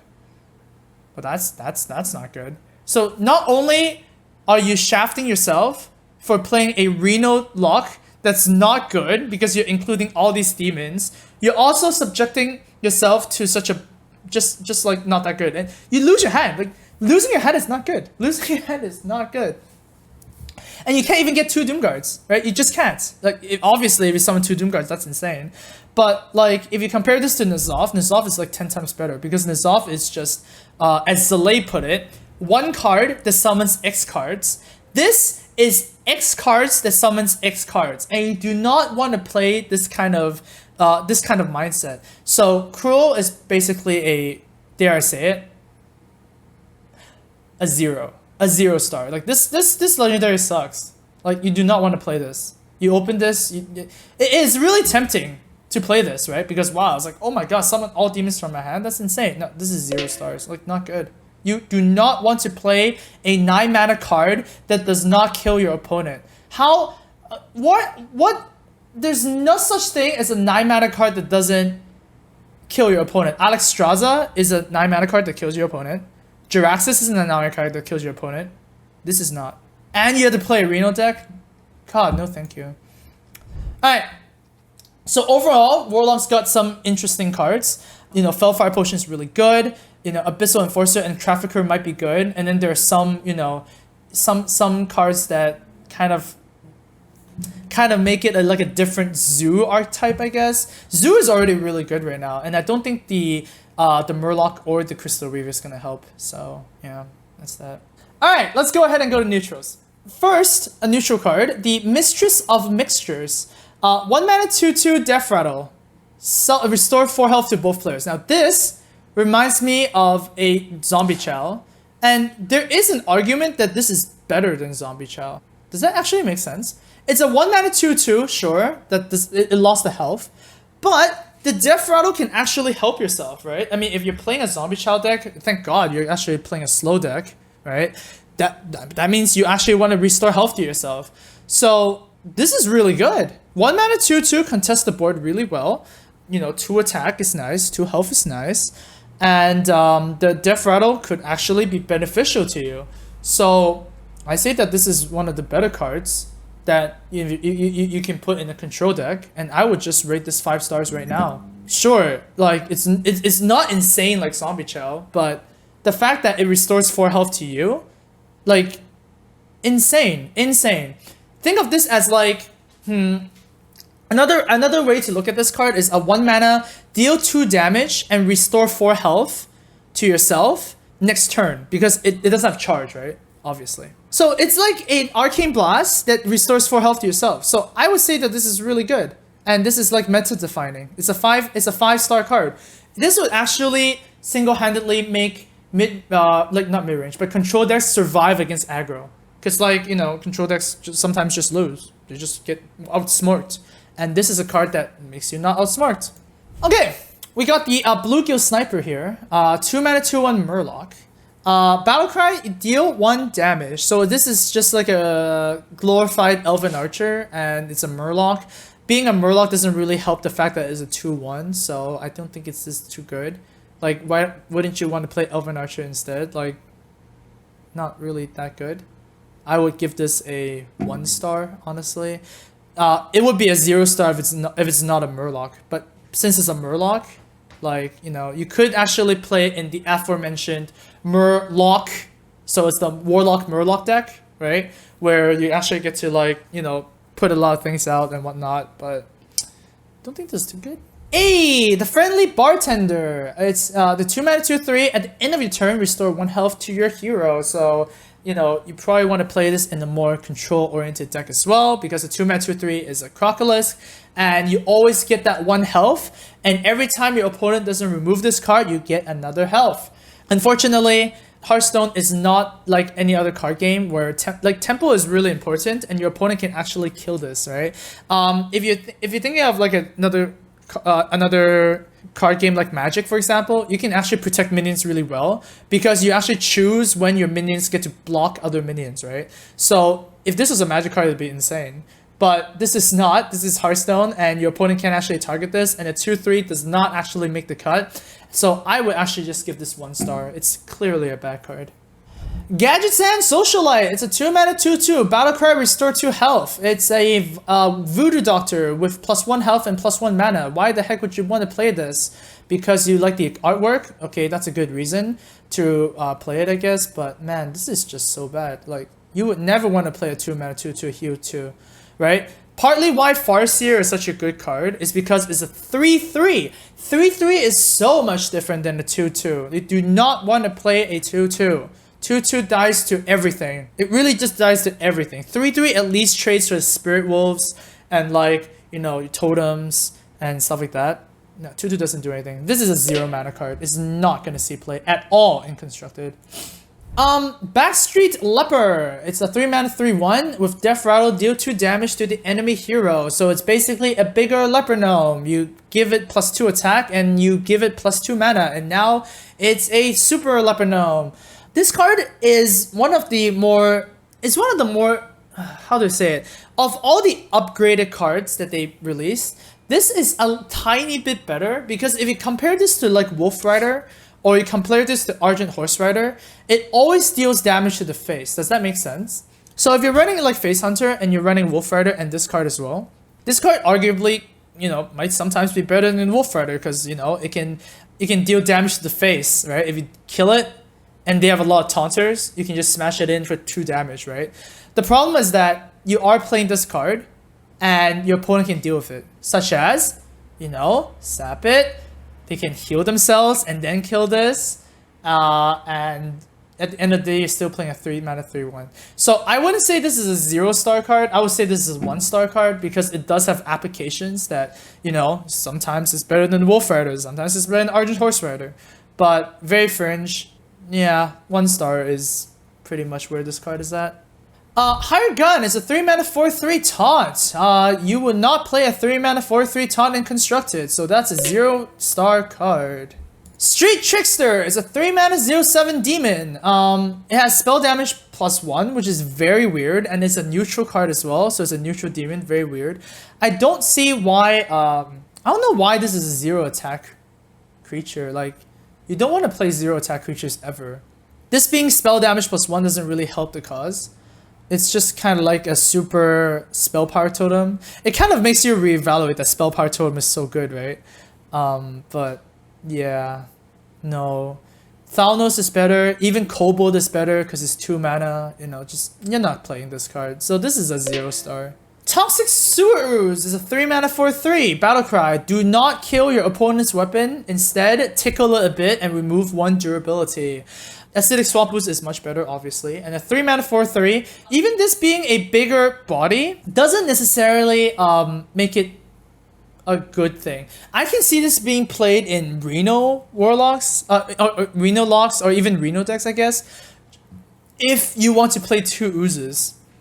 You don't really want to play 2 oozes, honestly. Like, there is no meta where your opponent has that many weapons. And if they do have that many weapons, you just run Ooze, Harrison, and then you play your other good cards. You don't want to play situational cards like this. So I would also rate this just 0. Like, no, you're not playing this in Constructed. Just bad. The Daring Reporter is a 4 mana 3/3. Whenever your opponent draws a card, you gain +1/+1. So the fact that turn you plays is already a 4/4 because, you know, you're gaining +1/+1. Your opponent will draw a card before they get to act. They cannot skip on drawing a card, and it grows bigger if your opponent doesn't deal with this. Unfortunately, it's just a card that grows bigger. It reminds me of Shade of Naxxramas, right? Shade of Naxxramas is 3 mana 2/2 stealth. Much different. This is a 4 mana 3/3, does not have stealth. So it's a 0. It's a 0-star card. So it's not good. Alright, next we have a 4 mana 2/6 Hosen Healer. Battlecry, restore a minion to full health. So it's a 4 mana 2/6, which is, you know, pretty bad. We know that 4 mana 2/6s are bad because, you know, Maiden of the Lake was a 4 mana 2/6. There's Frigid Snowbolt, which is a 4 mana 2/6. Like, these are very, very fringe playable cards. There is one interesting interaction with this card that, you know, outside of healing your minion to full health, is Arcanine Soul Priest. You know, you can play Arcanine Soul Priest, you can play this and just kill something, but at the same time, it's like, what if you don't have Arcanine Soul Priest, and you have Hosen Healer, and you have no other minions, and why are you restoring your minion to full health? Like, I don't know. So, like, the best deck that this is in is Priest, and I don't even want to play this in Priest. So this is pretty simple. It's just a 0 mana. It's just a 0-star card. You're not gonna play this. Cookie Chemist is a 4 mana 4/4 Battlecry. Swap the attack and health of a minion. So it's basically a beefed up Crazed Alchemist. But if Crazed Alchemist is such a good effect, right? Which is kind of just also kind of like, you know, fringe playable, kind of awkward. You want to play for cheap, right? These effects like, you know, silence a minion or swap a minion stuff and whatnot, you want to play for cheap minion. You don't really care about the body. So having a 4 mana 4/4 swap is much worse than Crazed Alchemist having a 2 mana 2/2 swap, right? So you're not going to see this in Constructed. So this is just a 0-star card. Amaz doesn't realize half of these cards are made for Arena. Well, my argument for you is that you don't realize that this is a Constructed review. Obviously, I know these are Arena cards, but I'm talking about Constructed right now. Alright, next is the Naga Corsair. We have the 4 mana 5/4 Pirates. Battlecry, give your weapon +1 attack. Now, giving your weapon +1 attack is not really that important because, you know, usually when you equip a weapon, you want to attack with it immediately. You don't want to just hold on to it. Otherwise, you just don't want to play a weapon, right? So having a 4 mana 5/4 that gives such a small battlecry effect is probably not going to happen. It is a pirate though, which has some pirate synergy. We know that there's not a lot of pirate synergy anyways, because ship's cannon is no longer in constructed, in standard, because it's rotated out. And the only pirate synergy we have right now is Patches, the new pirate legendary, and also Sky Captain Craig. There's also a few pirate synergies that's within classes, such as Bloodsail Cultist, but not too much, right? So now Corsair is probably going to be... I want to give this 0 stars as well, but I'm going to give it 1 star just because it's a pirate. Alright, just because it is a pirate and it does enable some pirate synergy, and maybe the warrior pirate might consider it. I would give this a 1 star, but that's being super generous. Tenaris Hog Chopper, 4 mana 4/4 battlecry. If your opponent's hand is empty, gain charge. Why would your opponent's hand be empty, and why would you want to play a 4 mana 4/4 charge in the first place? There are much better options if you want to charge for 4 attack, such as Corcoran Elite, such as Huffer, such as Frostbolt. You know what I mean? Just so many more options. And the floor of this is a 4 mana 4/4, which is really bad. You do not want to play a 4 mana 4/4. There are so many more options than Tenaris Hog Chopper if you want charge minions, if you want smork minions. Another 0 star card. This has no text because Blizzard forgot to put text in. It's a 0 star card. 5 mana 3/5 Wind Fury is not what you want to play in Constructed. So, you guessed it. It's no stars. Red Mana Worm is whenever you cast a spell, gain +2 attack. It's a 5 mana 2/6 body, and you need to cast at least 1 spell for it to be a 5 mana 4/6. Where at that point is, you still have to buff it more to make it better. Partly why Mana Worm is so good is because it's a 1 mana 1/3, right? If you play a 5 mana 2/6 buff itself, it's not good. It's interesting because we have this curve of thing, right? Like, Questing Adventurer is also a card that buffs itself. It's kind of mediocre, like it's okay. The higher cost minions that buff itself, the worse it gets. Because you want to drop minions that buff itself as soon as possible on the board, and then, just go crazy, like Tunnel Trogg, right? If you have to wait till turn 5 until you actually do this thing, you're just like, that's waiting too long. You can do some pretty cute stuff with Red Mana Worm though, like you can, I don't know, like conceal it or something, and then like make it really, really high attack. It does have 6 health, so it does survive a lot, but come on, like just, why aren't you just happy with your Pit Fighter? And Pit Fighter does not see play, so now I'm gonna put this as a 0 star as well. Just not good enough. 5 mana 4/6 Streetwise Investigator. Battlecry, enemy minions lose stealth. It's a battlecry that does not do anything. There's only one matchup that this actually matters in. Maybe 1.5. That's being very generous. So you're playing a 5 mana 4/6 with no text as well. So that's also a 0 star card. Ancient of Blossoms is a 6 mana 3/8. It is a taunt minion and it has nothing else. Fang Creeper is much better than this because it's a 5 mana 3/6. You will always lose 1 mana to play, like, just a little bit quicker if you want this kind of effect. And since Fang Creeper is not seen constructed, no stars for this guy either. Big Time Racketeer, a 6 mana 1/1. It's actually very detrimental that they make a 6 mana 1/1 because they effectively nerfed Moonglade Portal, they nerfed, some evolved strategies, they nerfed Forbidden Shaping at 6 mana because every time you do something random with 6 mana now, you could get a 1/1, which is really bad. But as its own card, it's a 6 mana 1/1 that Battlecry summons a 6/6 Ogre, right? There are some interesting interactions to this card, such as you can brand and play this and get 2 6/6s, which is kind of cute. You can also do Big Time Racketeer and then summon a 6/6 Ogre and then do Evolve on this, so you get 2 7 mana cards, which is decent. But other than that, like, it's a 6/6 that summons a 1/1. Like, that's better way to think about it. I don't want to think about it as a 6 mana 1/1 that summons a 6/6. That's kind of like weird, right? So I would put this as a 1 star. Like, it's at least like more playable than the other 0 mana cards in Constructed, because in Constructed you have to find something to be broken, right? You have to have some broken strategy. Otherwise, you just cannot beat your tempo mages. You cannot beat your thing from below shamans, you know? So this is reasonably okay. So there, 1 star. Alright, onwards to the rare neutral cards. We got Small Time Buccaneer. It's a 1 mana 1/2 pirate.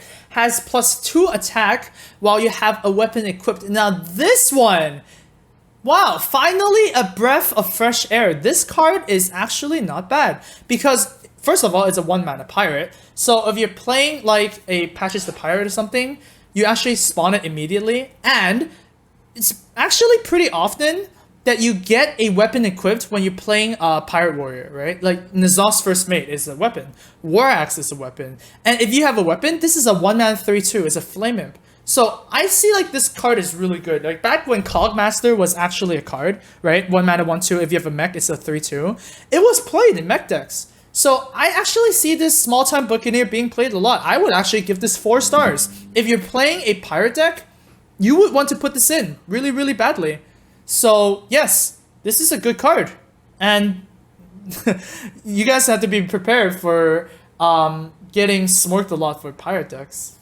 And now we are back to Sad Town. This is a 4 mana 4/4 backroom bouncer. Whenever a friendly minion dies, gain +1 attack. So it's a ravage. If it's a flesh-eating ghoul that forgot how to eat your opponent's minions. It can only eat your own minions. If it eats 1 minion, it's a 5/4. That's not good. If it eats a 1, it's a 6. That's not good. That is a 0-star card. You're not gonna see this played and constructed. If you do, you're probably rank 20. Okay, we have an interesting card at least. We have Bomb Squad, 5 mana 2/2. Battlecry, deal 5 damage to an enemy minion. So you get to target with this card, which is very different from Bomb Lobber. Bomb Lobber is, deal 4 damage to random one. However, it has a Death Rattle. You have to smoke yourself for 5 damage when it dies. So obviously, everybody's first thing that pops into mind is, wow, this is so good against Sylvanas, right? I get to deal 5 damage to Sylvanas, they get a 2/2, and then when I kill the 2/2, it smokes them for 5 damage or something. Like, that's really cool. My argument is, the best way to deal with Sylvanas is to kill it, and not give them a 2/2 in the first place, you know? Honestly, this is not too bad, because like if you're playing a deck that has a lot of healing, such as a Reno deck or something, dealing 5 damage and summoning a 2/2 is not bad, right? It's a lot of value in one card. Like, it's kind of like a fire elemental with a bit of a weirder stats and stuff like that. So this is relevant, not bad. The more you play, the worse it gets, obviously, because you don't want to smoke yourself too much. You only have 30 health, right? If you could run 1,000,000 of these, then you effectively die, you effectively kill yourself. So I would rate this as a 2-star. It actually has some fringe playable mechanics, since 5 mana 2/2 that deals 5 damage is not bad. It is actually not bad. Like, who cares about the Death Rattle when health doesn't matter too much in this game, right? But you don't want to play multiple ones of these. Next we have the Doppelgangster, 5 mana 2/2 Battlecry, summon 2 copies of this exact minion. Now, this would kind of suck if you just look at this as like, wow, it's just exactly like Force of Nature, right? Well, yes, it is exactly like Force of Nature because it's 5 mana, summon 3 2/2s. However, we are in the Mean Streets of Gadgetzan, where Grimy Goons is actually a mechanic. Grimy Goons is buff your minions in your hand, so that means when you play Doppelgangster, you actually could get 3 4/4s if you buffed it twice, or if you don't hand chode the Doppelgangster, you get 3 7/7s for the price of 5 mana, which is really good. There's also very interesting stuff with like evolve, I guess, or you can just brand this as well, and if this is a 7/7, you get 5 7/7s or something like that. There's some cute stuff you can do with this, so I wouldn't count this card out. The main problem with this card is that if you are playing a buff mechanic card, sometimes it might not hit this, right?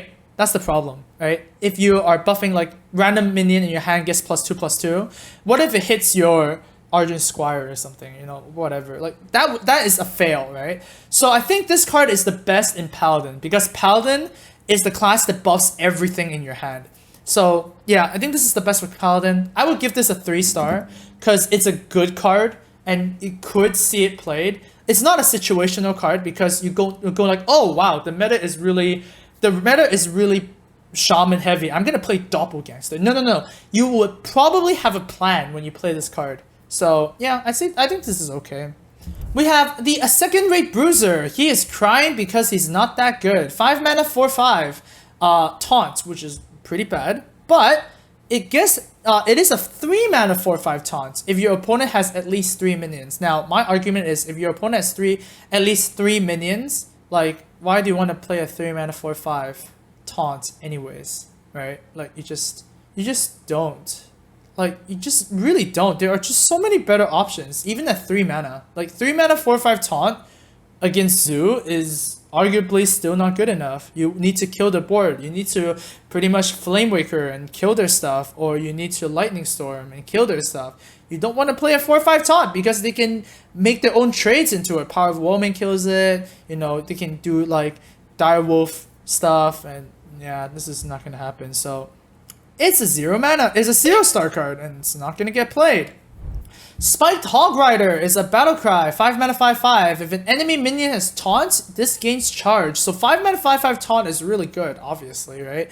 But you need your opponent to have a taunt minion on the battlefield. Now that is such weird because like if your opponent has taunt, wouldn't you not want to play charge minions and you want to remove it and then charge your opponent anyways? Like, charging into a taunt is kind of weird. This is kind of weird. And if your opponent has no taunt, then this does not have charge. It's a 5 mana 5/5.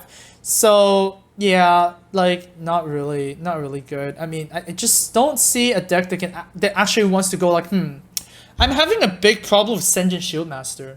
I'm gonna play a Spiked Hog Rider. No, that's not happening, okay? So 0/0.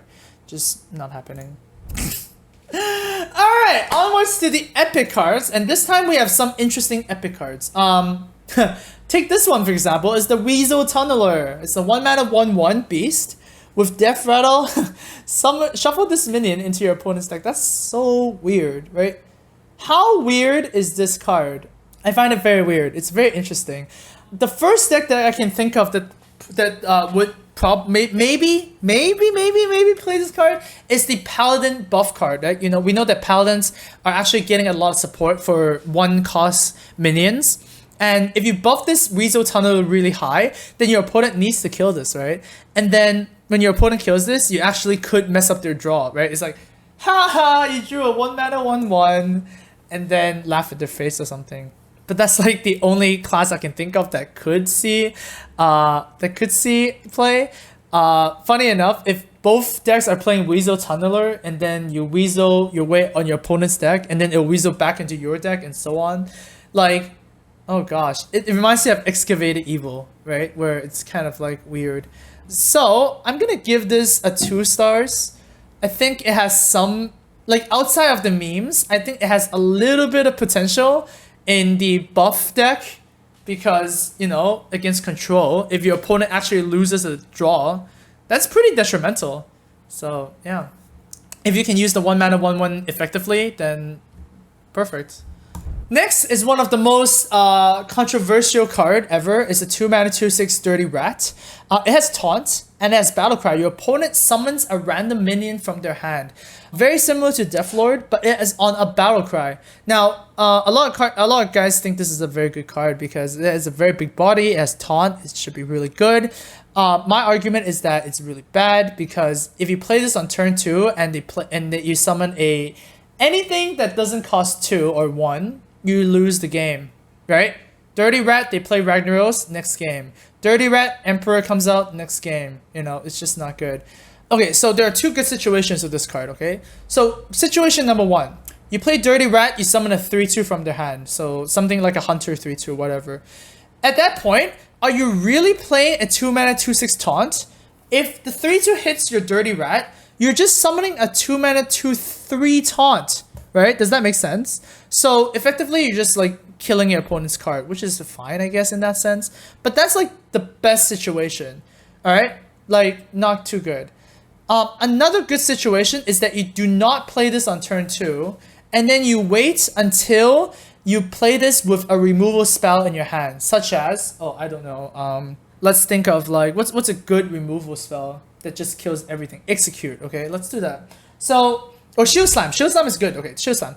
So you're playing Warrior, you play Dirty Rat, and then you bait out your opponent's, N'Zoth, or you bait out their Emperor, and then you Shield Slam it immediately. Like, that can actually screw up some combos. Like, you can do it against, like, Malagos Rogue, for example. Like, that could be cool. But then you're not playing a 2-mana 2/6 taunt. You're playing a 8-mana, destroy your combo potential. So, like, that's also pretty fringe. So if you add up all these situations, it's a bad card, right? Like, situation 1 sucks. Situation 2, make a 2/3 taunt, that sucks. Situation 3, combo killer, where you can just run better cards, that sucks. So Dirty Rat, in that case, is a sucky card. I will give it 1 star though, just because the combo potential of screwing your opponent's Emperors and screwing your opponent's Malagos is kind of there. But outside of that, I don't really want to use it in the first 2 situations. Next, we have a Blubber Baron, 3-mana 1/1. Whenever you summon a Battlecry minion while this is in your hand, gain +1/+1.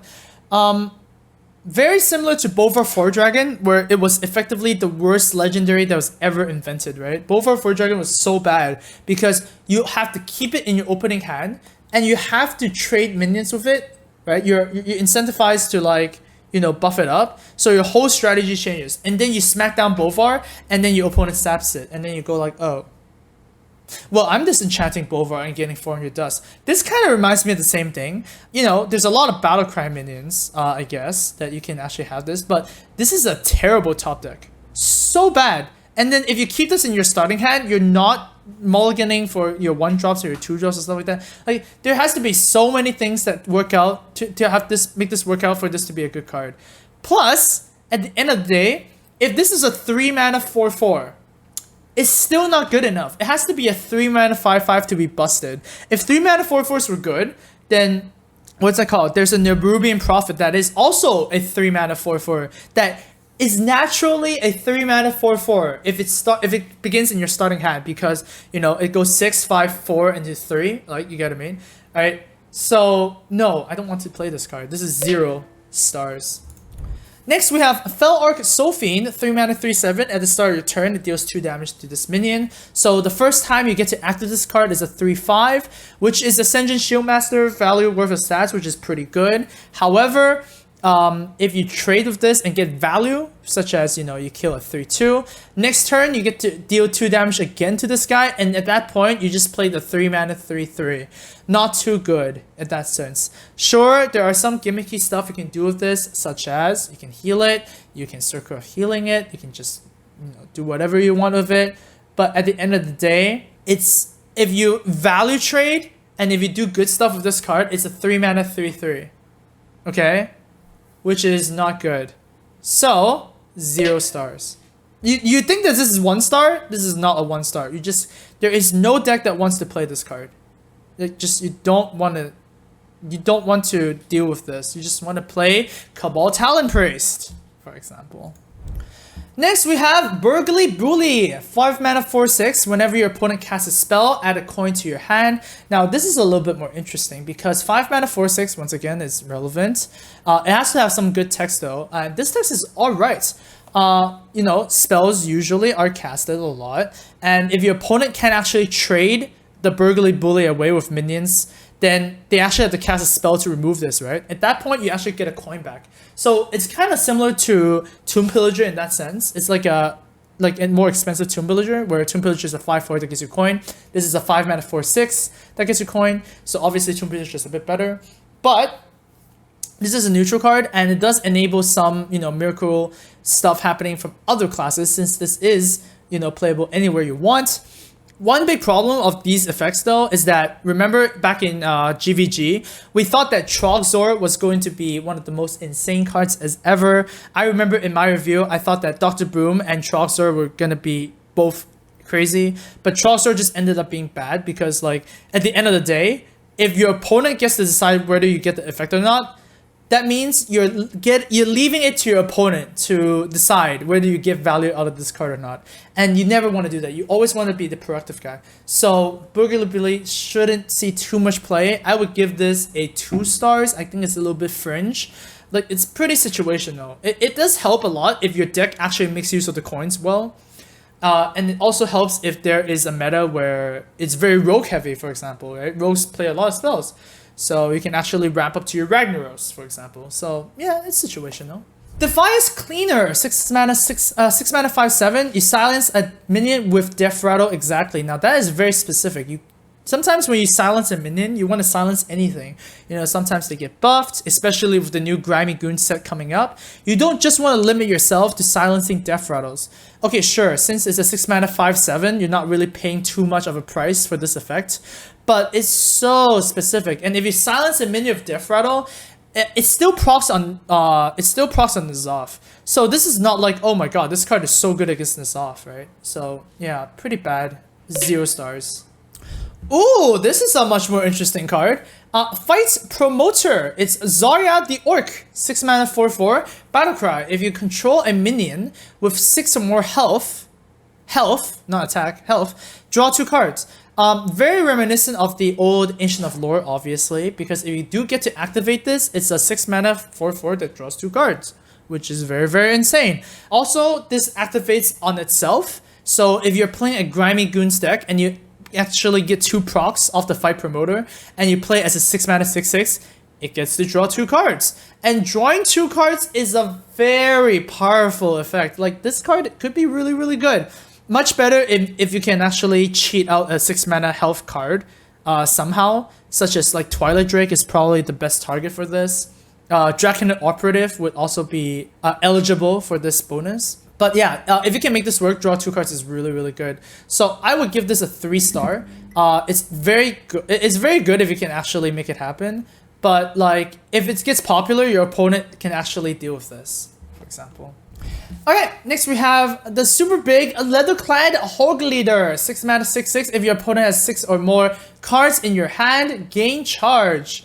Yeah, I just don't really see this happening too much. Like, how often is your opponent have 6 or more cards? I mean, it is pretty often in matchups such as like handlock or control matchups or whatnot. But the fact that this doesn't work half the time, like, what if you're against Shaman? What if against Hunter? Like, it doesn't work. It's a 6 mana 6/6 vanilla card. Makes this card pretty bad. It's not gonna be often, and having charge sometimes it's like yeah, it's good. 6 mana 6/6 charge is really good, but the fact that it doesn't happen most of the time is really bad. And I don't think you're actually gonna include this deck just so you can beat control. You know, if you want to beat control, run Lava Burst. Lava Burst is much better. Going face, no matter what, is always just gonna be better. So 0 stars, unfortunately. Alright, and finally we have the Wind Up Burglebot. It's a 6 mana 5/5 mech. Not a lot of mechs right now, but it is still mech. And whenever this attacks a minion and survives, draw a card. What? So you're paying 6 mana for a 5/5, which is already pretty bad. So it hopefully it has like a Sylvanas text or an Emperor text or something, okay? Okay, so you have, whenever this attacks, you get to draw a card. Okay, fine. Whenever this attacks a minion, you have to attack a minion only for this to draw a card. Okay, fine. It has to survive? Okay, no, that's just, no. So you can't even trade with this card and get a card back. So you might just play a 6 mana 5/5 and just nothing happens. Right? And that happens all too well. So, nah, you're not gonna play this. Just a 0 star card. Okay, so finally we have the legendaries. Patches the Pirate. We're starting strong with this one. Patches the Pirate is a 1 mana 1/1 charge. After you play a pirate, summon this minion from your deck. Whoa. Okay, so what this means is if you play a pirate from your hand and Patches the Pirate is in your deck currently, you summon this for free, and you just got a 1 mana 1/1 Stone Tusk Spore, right? So let me explain this why it is a 5-star card. 0 mana cards are always like relevant, right? 0 mana cards I have to look at sometimes. This is a 0 mana card that's not even a card, right? When you play Wisp you actually have to play it from your hand.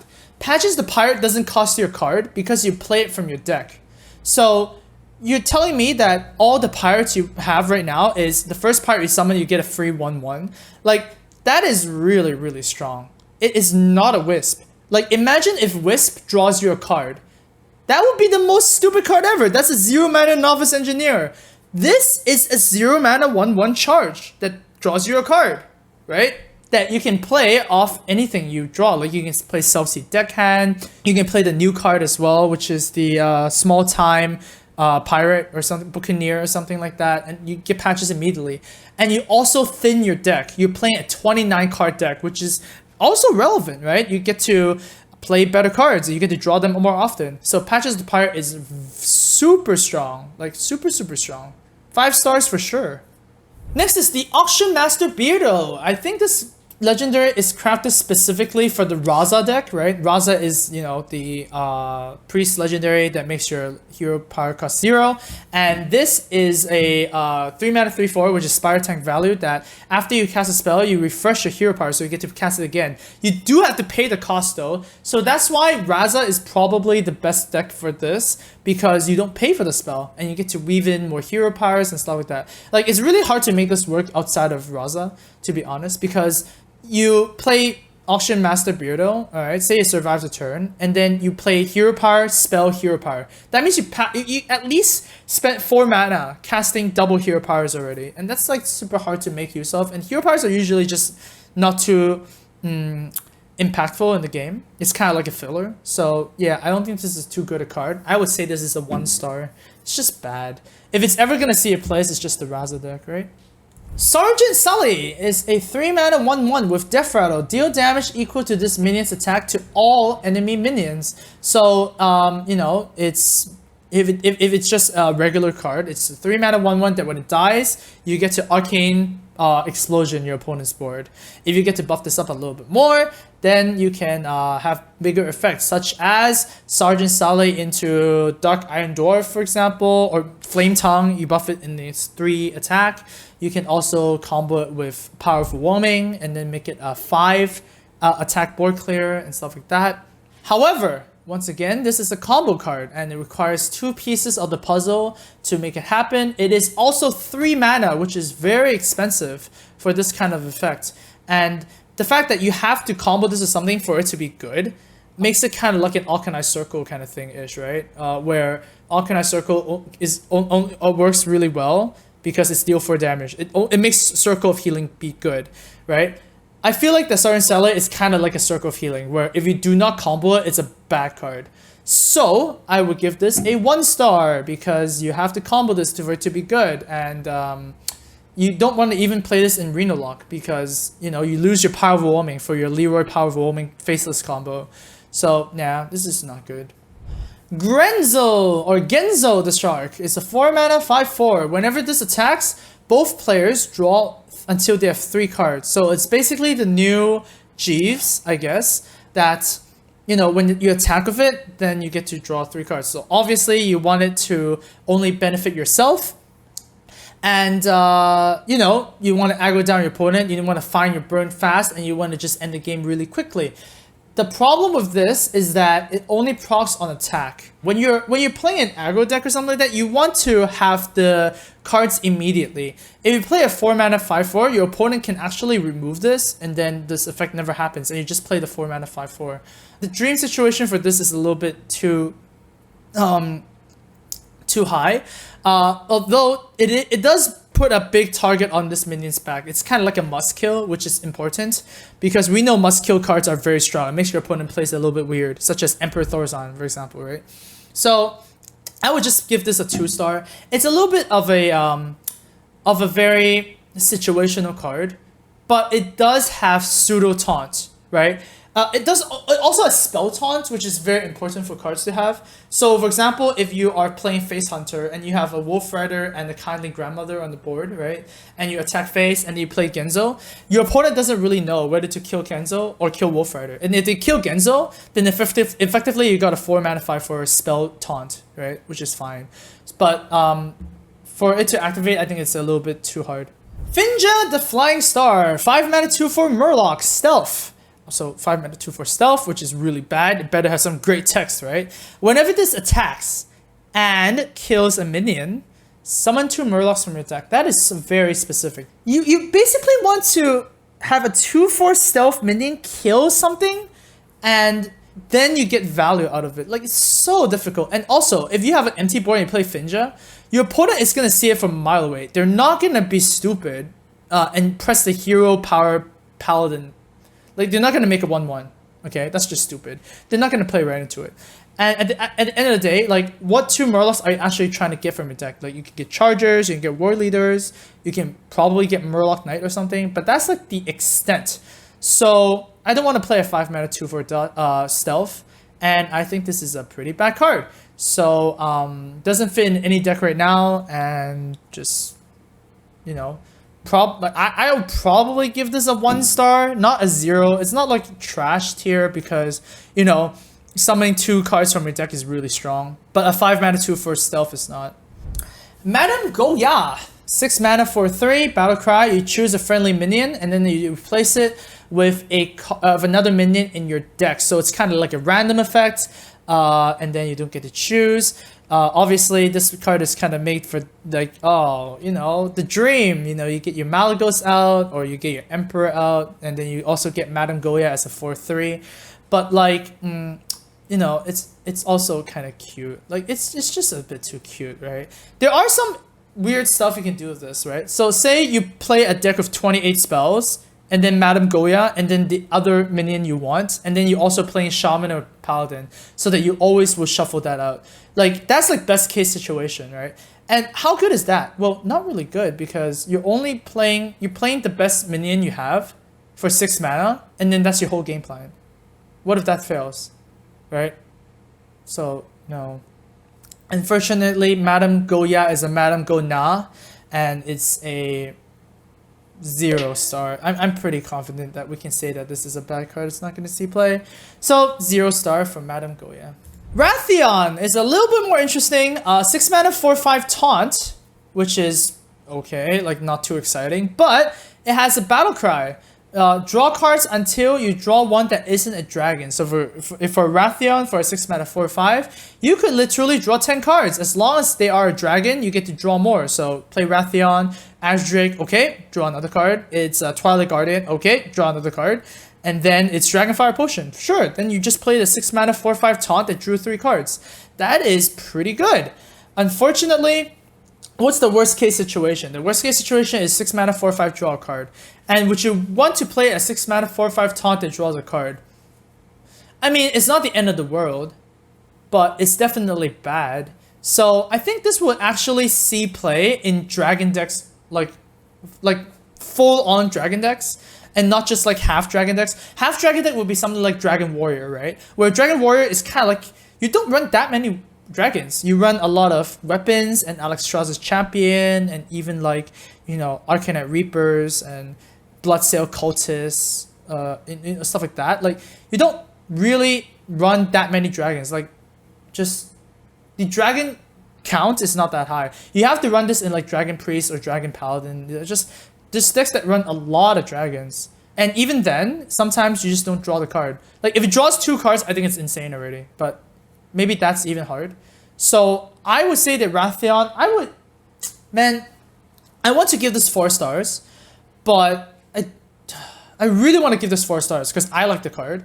But to be realistic, I just think it's a 3 star. 3 stars is not bad. Like, 3 stars on a scale is basically Curator level, and Curator is not bad. But Curator is also not busted, and I don't think Wrathion is busted either. So I give this a 3 stars. And finally, we have Mayor Noggenfogger, 9 mana 5/4, which is one of the lowest stat points of 9 mana cards ever. But it comes with a super strong effect. All targets are chosen randomly. It's a really strong effect. It's really, really strong because it basically messes up your whole opponent's turn. It really does. Imagine if you play this against a Freeze Mage. They're just gonna get wrecked. Because, you know, their Frostbolts go everywhere, their Firebolts go everywhere. But then at the same time, they can just Flame Strike and then go on with their life. And also, there are a lot of targets that are not chosen randomly, such as, you know, your RNG cards like Sylvanas and Ragnaros. They don't even have a target because so they're already random. You cannot random a random, okay? It does work on stuff like Fire Elemental and like, you know, what's another card that targets something? Cabal Shadow Priest, I guess. So that's kind of interesting. I guess it would be pretty funny to see someone Fire Elemental their own face for their self-lethal when Mayor Loganfogger is on the field. Anyways, Loganfogger is a pretty troll card, and I don't see any deck running this card in their list because it's too much of a liability at the same time. Because it can just like, because when you actually get this to be traded in a minion, it's not really that good, right? When you attack with a minion, it's not targeting anything, right? Is it? Is it targeting anything? I don't think so, right? That's not sure. I'm not really sure about this one. Say you have a Yeti and you attack Mayor Noggenfogger. The Yeti is not targeting the Mayor, is it? Oh my god, I actually don't know. It is? Okay, cool. So in that case, then okay, I guess this is still. I'm still gonna say this is bad. Because the targets have to still be valid, right? You can't just like, when you attack with a Yeti, it's not gonna Yeti your own face, for example, right? I still think it's still pretty bad in that case. It's still, there's still a lot of move rounds, and you're playing a 9 mana 5/4 at the end of the day. So I don't see any decks running this. I would give this a, does it even deserve 1 star? Does it even deserve 1 star? It can. Blizzard confirmed that you can't attack the wrong target. I'm not sure. Cause like, at the end of the day, even if it can, and even if it can't, it's still a bad card. It's just still a bad card. It doesn't matter what it is. You're playing a 9 mana 5/4 that like, you know, might not have a different effect. So yeah, I don't know. I'm gonna go ahead and I really want to give this 0 stars. So I'm gonna give this 0 stars. I just don't think it's gonna work. All right. So there you go, that was the review. Thanks for watching, and I will see you guys in Gadgetzan.